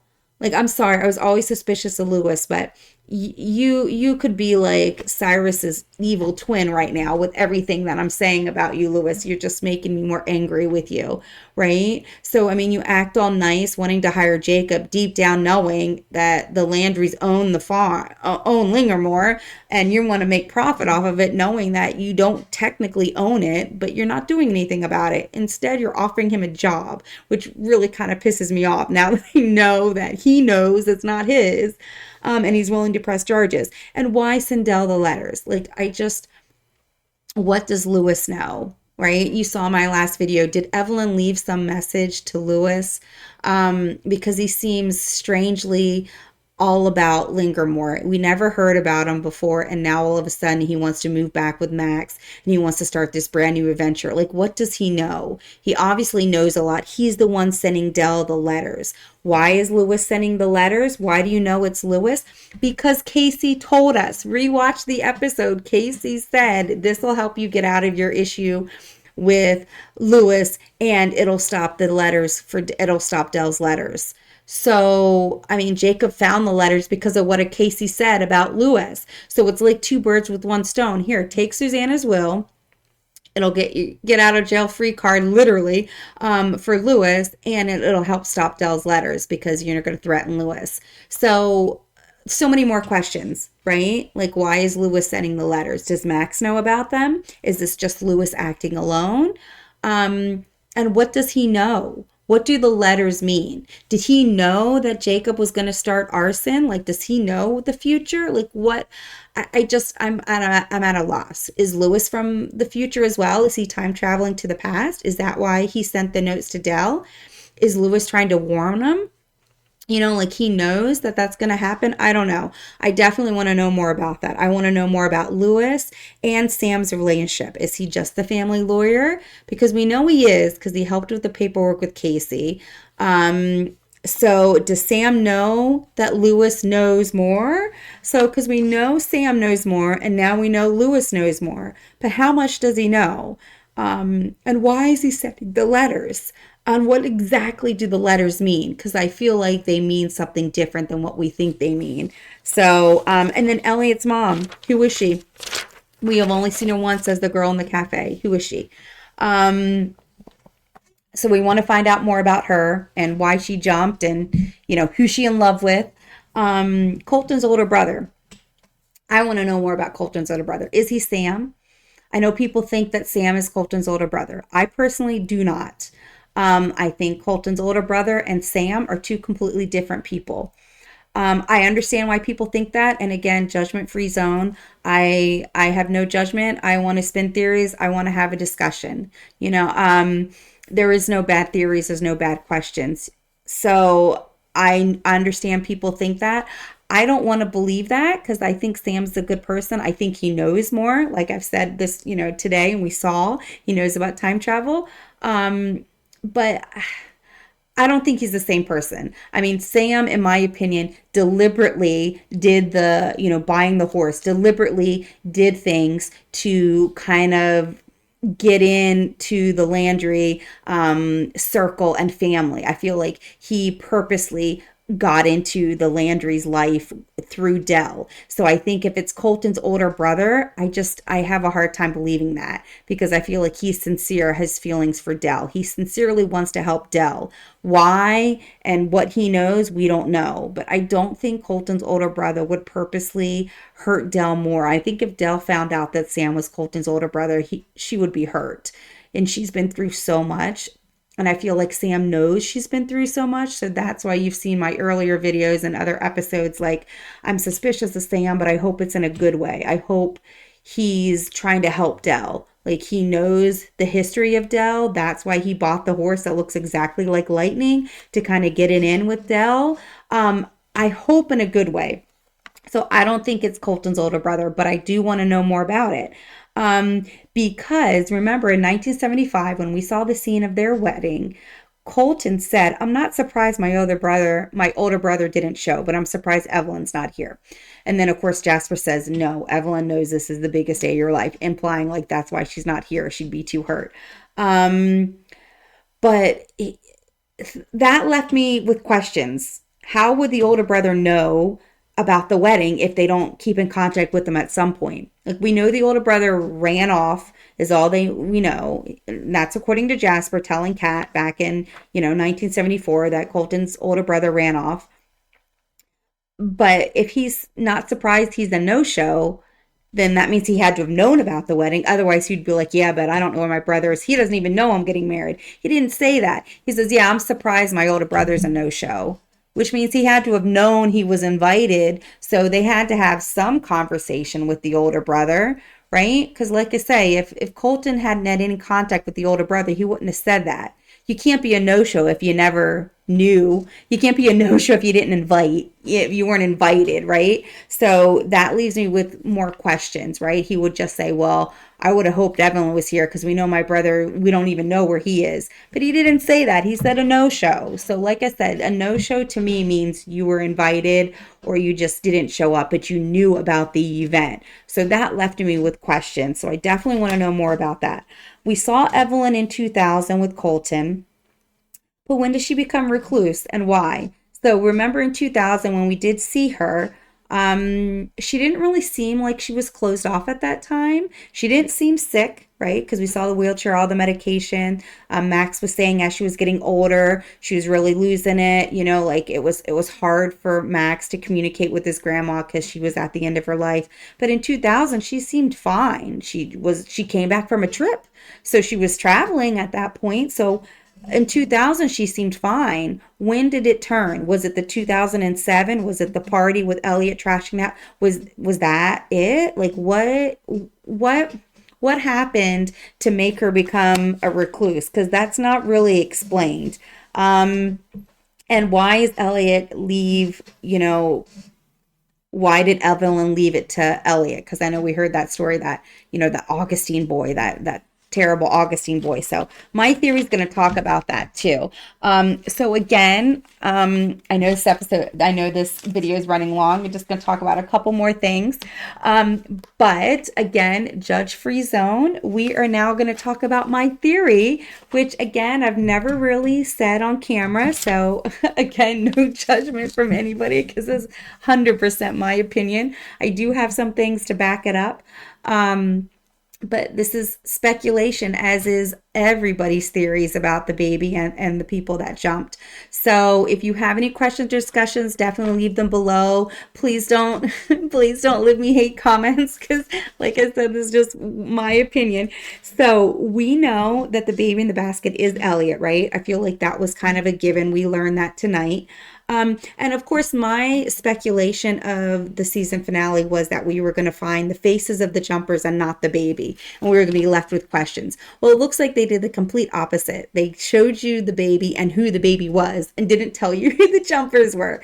So, which is fine. I just knew they weren't going to tell us everything. So I'm surprised and I'm just glad we learned something. I just wasn't going to go in there naive thinking, we're going to find out everything tonight. All your questions are going to be answered. Like, that's a lie. Every season finale says that. I'm just glad they told us something. So I'm not disappointed that we found out the baby and not the jumpers. I don't care. I just want to know something. So here is my theory. The baby in the basket is Elliot, which I think isn't really that, far-fetched. I feel like they gave us that. Elliot's mom wrote the note. I feel like that was a given today because Vic sent it to Elliot in 2025. So I feel like, at first I thought the person writing the note at the pond might not even been the mother. Maybe they were just throwing us all off. Well, now the baby in the basket is Elliot. Elliot's mom is the girl jumping, and she's the one who wrote the note. So now we know the girl jumper is Elliot's mom. We don't know her name, but now we know that. So the baby in the basket is Elliot. The girl jumper is Elliot's mom. Who's the male jumper? So this is my theory. Vic is Elliot's real dad, so it's still his real dad. But I think Elliot's mom is a good one. So I think the male jumper is Colton's older brother, Landry. So I think that Elliot is half Augustine, half Goodwin. So this is my theory. Hear me out. Hear me out. So I do think that Vic is Elliot's dad and Vic is an Augustine. I think Elliot's mom is a Goodwin. That makes him half and half. And I think Elliot's mom, a Goodwin, fell in love with a Landry because remember, they jumped.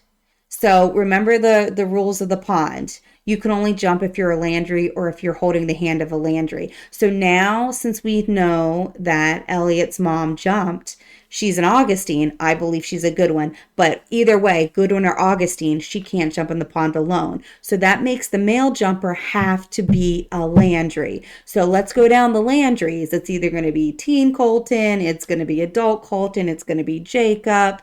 Like, what male Landry is going to jump with Elliot's mom? Even if you don't believe my theory and she's not a good one, that's fine. Like I said, this is my theory. You don't have to agree with me. But even if she's an Augustine, which we know she is, because Vic's an Augustine, she can't jump by herself. She has to be in the hands of a Landry. So I feel like since they told us that Elliot's mom jumped in the pond because from the letter, I jumped to love, we have to figure that the male is a Landry. So I'm guessing it's the older brother of Colton. Because remember, he disappeared, right? They never said he died. They just said he disappeared. And Elliot's mom disappeared. And Vic said she passed shortly after. But we don't really know if she really did or if that's just what Vic said. She jumped in the pond and was never seen to again. I just think it's odd that they both disappeared. They're one of the few characters on the show that kind of have the same fate. Colton's older brother disappeared. Elliot's mom disappeared. Nobody ever saw them again. So that's my theory, that Elliot's mom is a Goodwin, and she jumped with the older brother of Colton Landry. I don't know which time period they jumped to, but I do think that Casey picks up the baby and puts it on the porch of the Landrys, puts it on their front step. So I think if you watch that scene back, you will see the hair, because Casey's hair kind of flares out like her hair do. You see her pick up the baby in the basket. So I think that was Casey. So here's my theory on Casey. I think Casey is either Kat and Elliot's child or Kat and Elliot's grandchild. So we know that Alice is not the mother. So we need to figure out who's Casey's mother, because Casey jumped alone. Okay, remember the rules of the pond. Who can jump alone? Only Landry's. So Casey has to have Landry in her blood to jump, right? That's why Elliot's mom couldn't jump by herself, because she's not a Landry. She's an Augustine, and in my opinion, a Goodwin. So she has to have the hand of a Landry. So to me, that's what narrowed down the male jumper. But think about Casey. Casey jumped by herself. So she has to have some kind of Landry in her blood. But how does she have Landry in her blood, right, if she's not Alice's child? So I think we saw, Kat and Elliot kind of make up there at the end of this episode. I think they have a child. Now, whether Casey is their child, or if Elliot and Kat have another child, a boy or a girl, and they have a child, because I'm thinking more of the lines of Kat and Elliot are Casey's grandparents, right? That's what I'm thinking. So I think when she looked perplexed and kind of confused when Alice goes, "I'm not your mom." And she's probably thinking, "No, your mom's my grandmom. You're like I think that was kind of why she looked funny. And I paid a lot more attention to Casey's clothing, because remember, when Kat goes back to the 1800s, she's dressed in, like regular clothes. So I'm taking a look at her clothes, and I can see that, they're, I guess they're more modern. They're not necessarily, from that era. So I was trying to pick up on that stuff too. But I think that's why she looked funny with Alice. Like, "No, you're not my mom. Like, Kat's my grandmom, and you're definitely not my mom."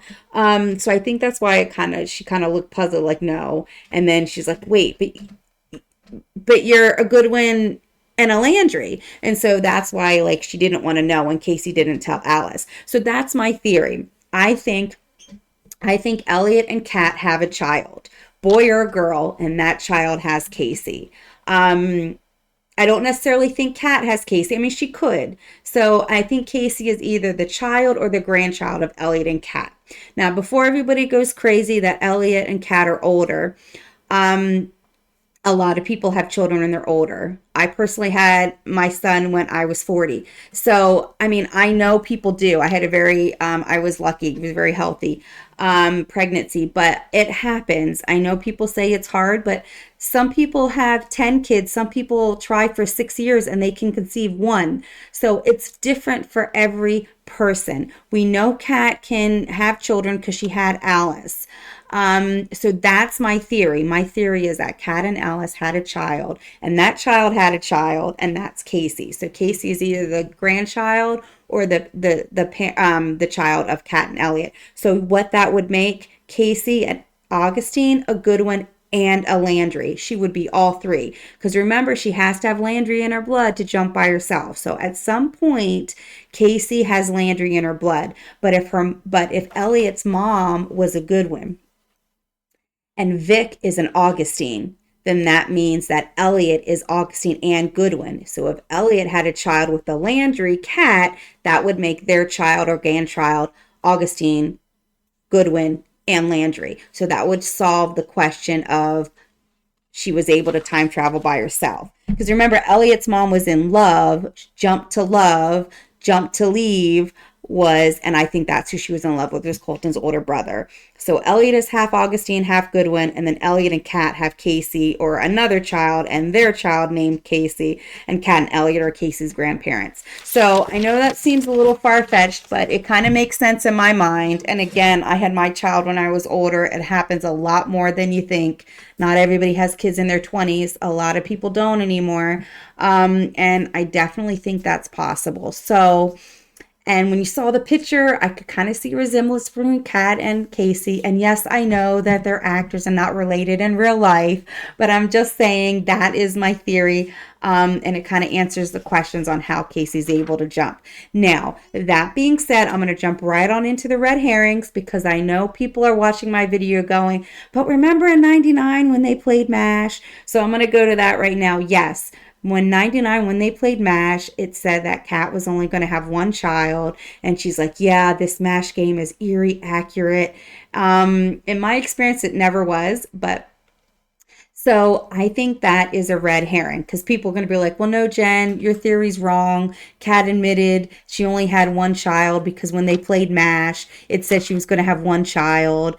And why would they put that scene in the show if it didn't mean anything? And I'm going to tell you, they put that scene in the show because Alice had to time travel back to 99 so that she could have that conversation with Colton about time travel. So remember, she didn't go back to 99 just to play MASH. She went back to 99 to have that conversation with Colton. That was the reason for her trip.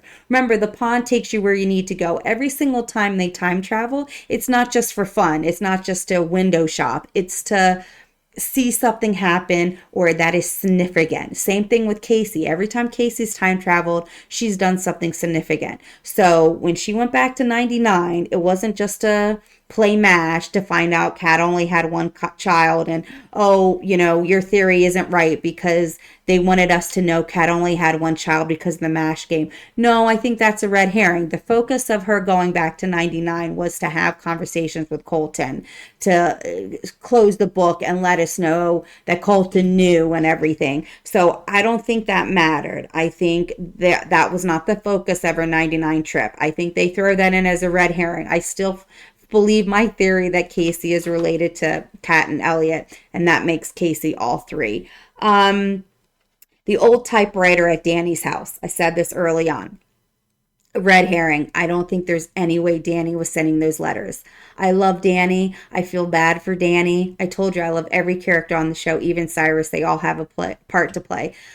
Danny is so damaged from that. I can't even imagine. I can't imagine being 8 years old and playing with my friend and throwing this toy as a joke and him disappearing and me going through with that guilt. Like, Danny is a flawed person. He's broken too, just like Jacob. I do not see him writing those letters. I think Danny is a sincere person and I think he was hurt. And I don't see him writing letters hurting Dell or, I just don't see it. I think, yes, it was blatantly obvious that there was a typewriter in the corner in Danny's house when Jacob was talking to Danny. I think that's a red herring. I think they're throwing that in. I don't think it means anything because I definitely don't think Danny's writing the notes. And remember in previous episodes, you've seen typewriters in the newspaper office back in season 1 with Byron when he owned the newspaper. Before Kat took over, you saw old typewriters. So, there's been old typewriters in there. I think that's a red herring. I think the notes have nothing to do with Danny. I think he's been hurt enough. I don't see him hurting Dell and writing notes. And remember, Casey said that Susanna's will is going to help, to stop Dell's letters.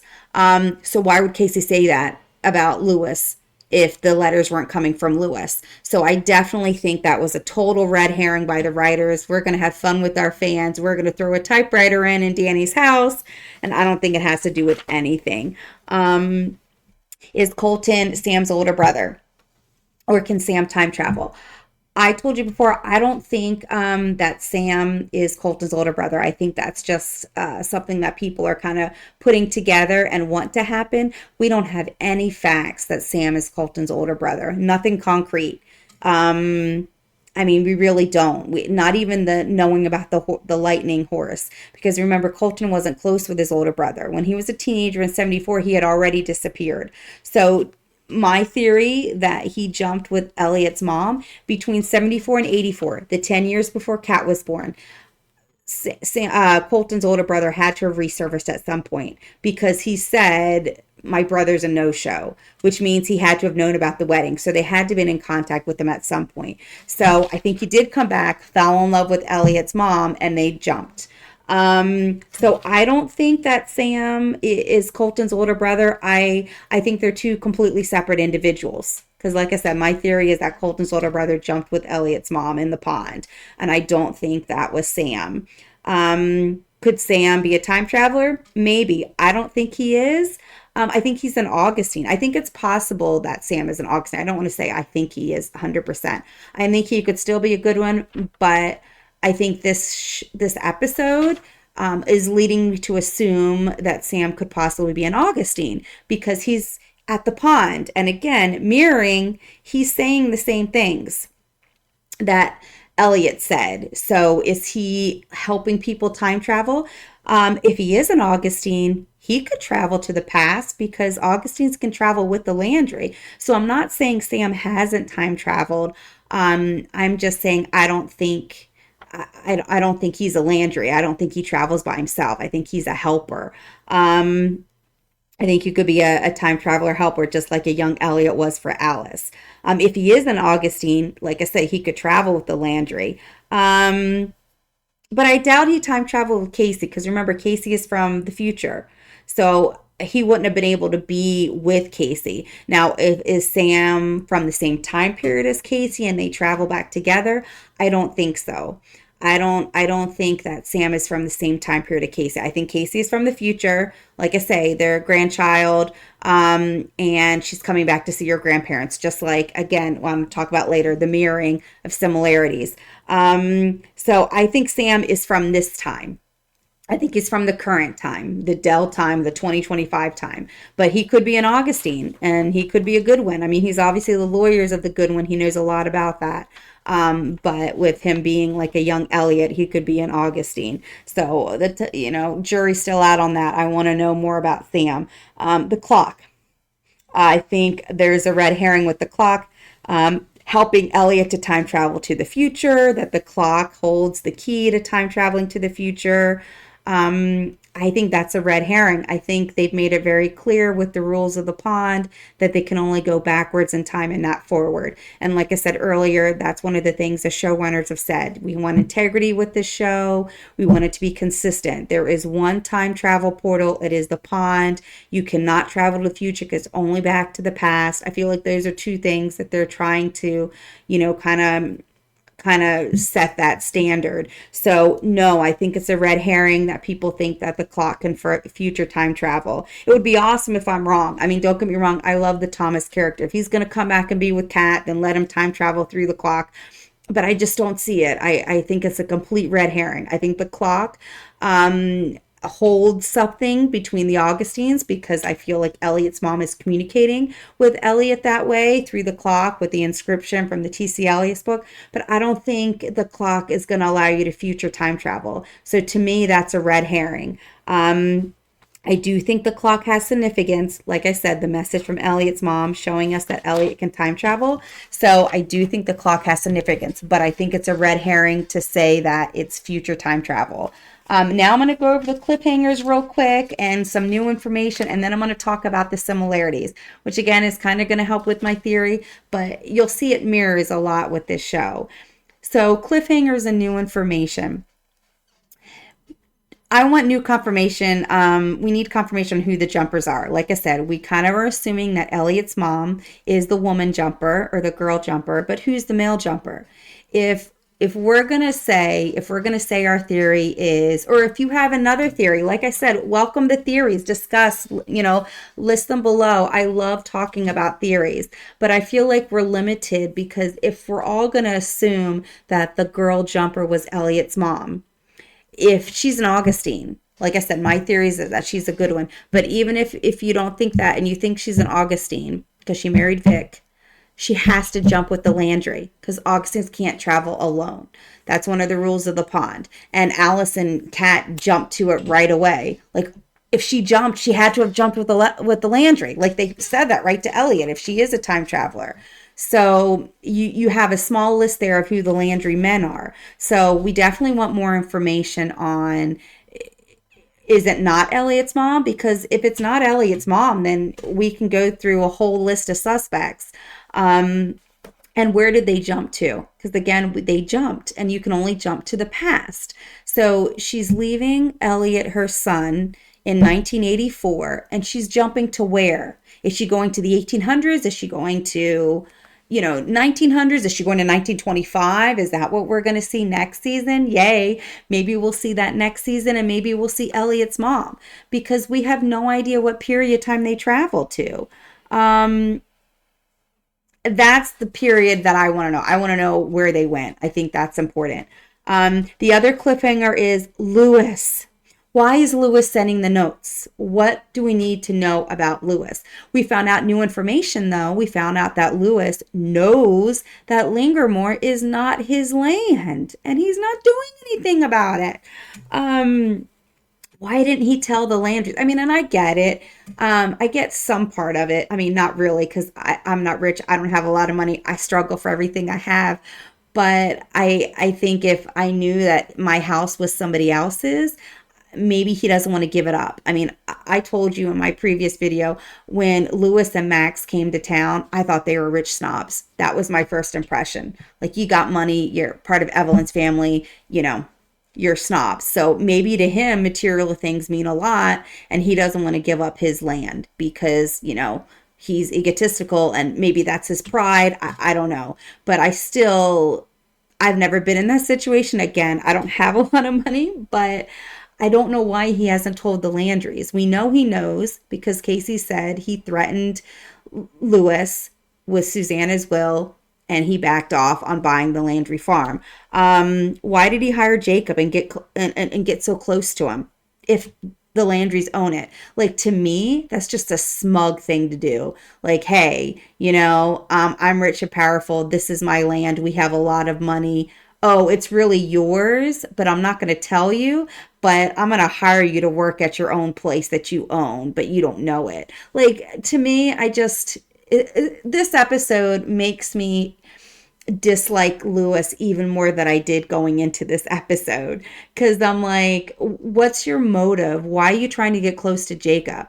Remember when he went to hire Jacob and they were standing in front of the vineyard? He says, this is great. This is two of the founding families working together just like they did in the old days. So like, why is Lewis wanting to get close to Jacob? He knows that the Landrys should have Lingermore. I mean, that was left to them. So why are you trying to get close to Jacob, saying this is us working together? Why he didn't tell him? I think he didn't tell him he owns the land or that the Landrys really own the land because of his pride, and that he's all about the money and fortune. I don't think he wants to give that up. Another new information and cliffhanger is Elliot's mom's note.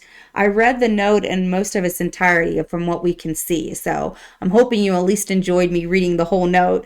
Thank you to my husband again for finding it online. But I want to know more about Elliot's mom. I want to know more about the note, what it means. The quote from the T.S. Eliot bird, "Go, go, bird, I follow." The clock inscription, what does that mean? Like I said, I kind of answered my own question. Like, I kind of know it doesn't make sense, the poems after the clock was put in the wall. I mean, we all know that. Time travelers come and hide in houses, like we saw with Casey and Alice in season 1. Another thing, new information, we found out Noah's back. The last information is Noah's back. So Alice, Noah, Max, triangle, what's going on is, now that Alice knows she doesn't have to marry Max Goodwin because Casey is not her child, is she going to give Noah another chance? Because remember, she kind of broke with Noah because she was so conflicted, thinking that her future was already planned out, that she had to marry Max because she doesn't want to erase Casey's existence. And she feels like Casey exists because she married Max and she had Casey. So now that she knows that's not her future, is she going to give Noah another chance? I liked Noah. I always have. but I really like this soft side of Max. So for the first time, I kind of want Alice to pursue Max. However, what I found out about Lewis, his dad, how much does Max know? Does Max know any of this? Because if Max knows anything that Lewis knows that we found out tonight, then no, I don't want Lewis to go anywhere near Max, because Lewis knows more and he is not a good person, to keep this from them and then hire them as a hired hand for Jacob. Like, no, don't like you anymore, Lewis. And if Max knows anything about this, then I'm not liking you, Max. And you were growing on me, Max. You were growing on me. I kind of wanted you to get with Alice, but now I need to know what you know. I'm hoping he's innocent in all this. He was close with Evelyn towards the end of her life. So what did Evelyn tell Max? What did Evelyn tell Lewis? What did Evelyn leave Lewis in her will? You know, does she open up about it? We don't know. Where did Jacob jump to? Right? Like we saw Sam at the pond having that same conversation, same words to Dell. Where did Jacob jump to? Sam knows he jumped in the pond because he was there. Now, granted, we didn't see Jacob jump. We don't know if Sam saw Jacob jump, but I think it's a little cold and mean for the writers to have Sam stand at the pond and say the exact words if Jacob didn't jump. So I hope Jacob did jump in the pond, because I think it's a little mean to put Sam in the pond, and it's extremely misleading if he really didn't jump in the pond. So if he did, what time period did he go to? And then lastly, what's going to happen next season? Are we done with the 1800s? I feel like we are done with the 1800s. They closed the Kat and Thomas relationship so well. I will say it again, like I said in my last video. Writers, you did an exceptional job. The way you did it so nicely. I think it was just so nicely done. They said their goodbyes, the Elliot and Thomas, head nod, gentleman nod. I loved that.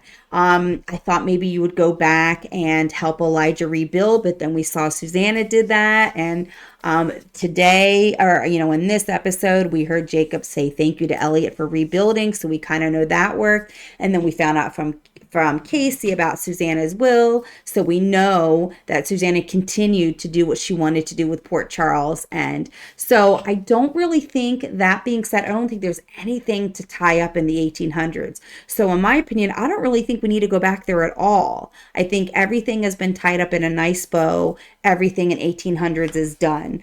I kind of think we're done with 99 too. I don't think there's much we need to find out about a young Kat and Elliot. I think we found out. I think I wanted to go back to 99 so that I can see Colton have a conversation with Alice. Because I knew, as well as I'm sure all of you, Colton recognized her. You don't sing with somebody in 1974 and then, in 99, she's coming out of a pond and she's coming out of a pond and she looks the same and she sounds the same. So I wanted that conversation and we got it. So I really don't think we need to do anything more in 99. We even saw Evelyn in 2000. We even, people were saying, well, how come Evelyn didn't give him money to find Jacob? We saw that. So I think we're done with the 1800s. I think we're done with 99 and 2000s.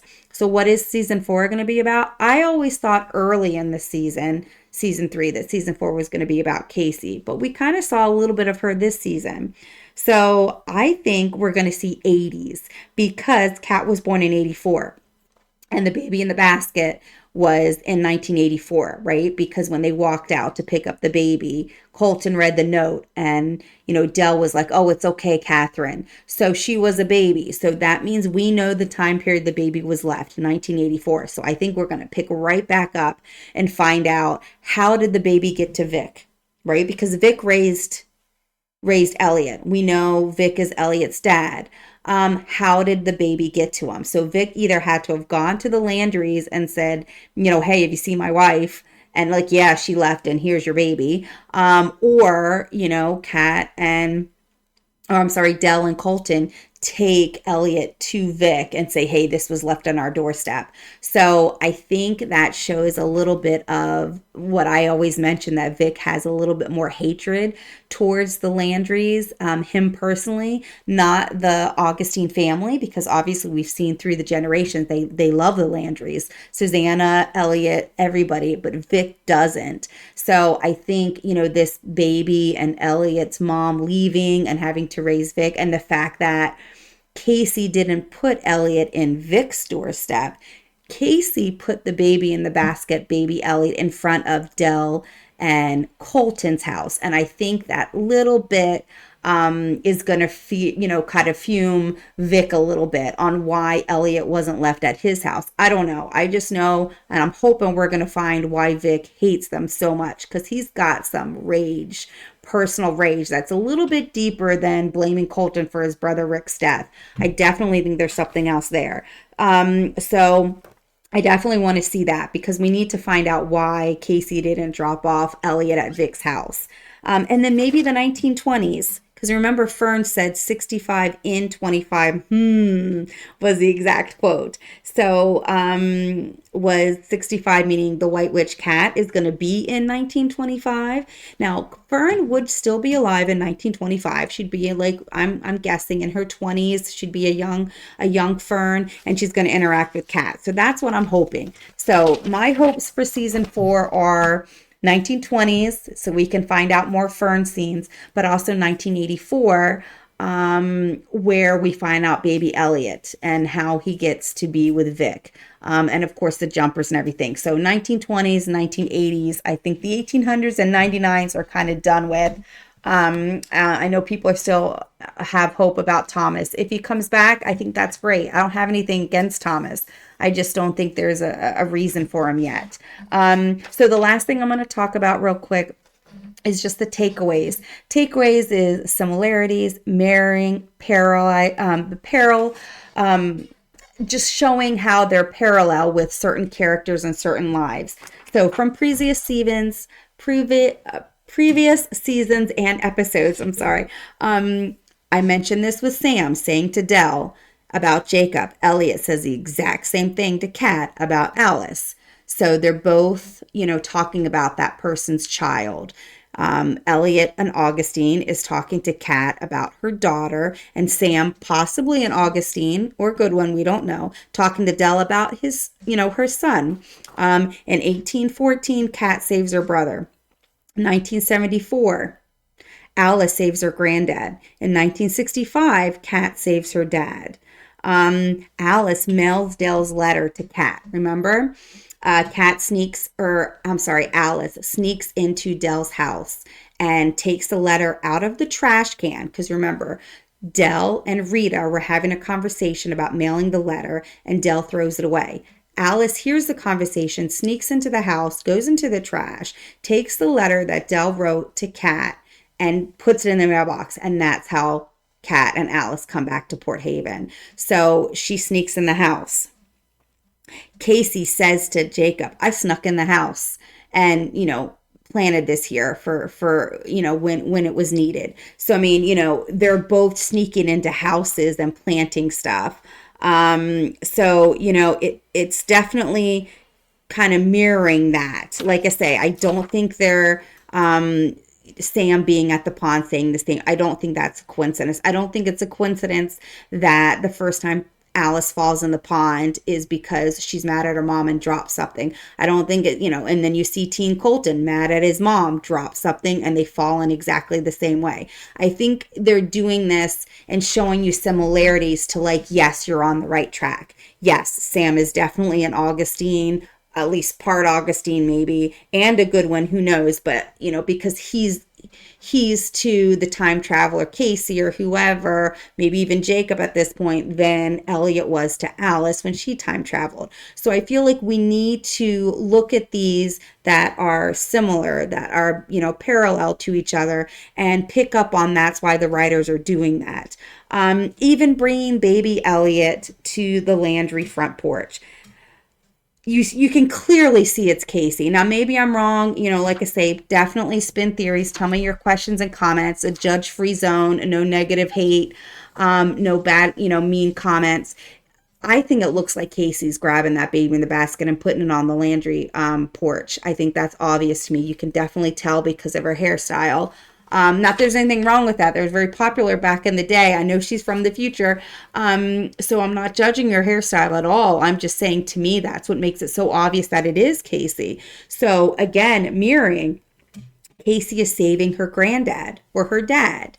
So Kat and Alice have saved their dad and granddad in the past. So I feel like, going back to my theory of who Casey is, that Casey is doing the same thing. She's going back in time and saving her dad or granddad, meaning Elliot, because she took the baby in the basket and brought it to Landry. So she's like moving it along. She's part of history. Remember, like if Kat didn't go back in time, Colton wouldn't have died. But she was supposed to go back in time because what will happen will always happen. So, well, Casey's from the future. How did she save baby Elliot? Well, the same way Kat and Alice went back in time and saved Colton from dying in the car crash with Rick, and how,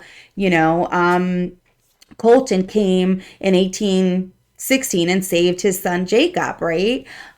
So I mean, they're mirroring that, right? The future is going back and saving their parents and grandparents, and they're also seeing their lives, right? So I mean, Kat was close with Casey, and I feel like Casey is going back in time so that she can see her grandmother, and she saved her granddad Elliot. So to me, this whole mirroring and similar and being parallel from one character to the next plays into my theory that Casey is the child of Kat and Elliot, or the grandchild of Kat and Elliot.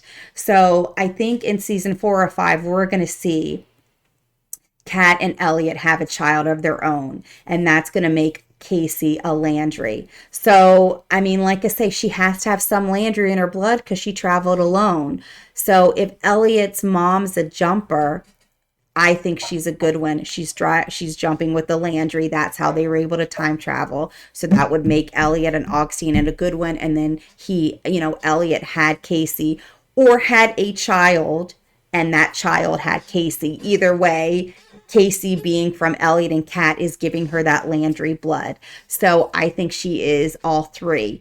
But again, that's just my theory. That's why I was saying, when I saw at the end that Casey was the one that saved baby Elliot and put him in, saved him, and so to speak, as like taking him from one place to another. That was what her significant time travel at that time was to move the baby.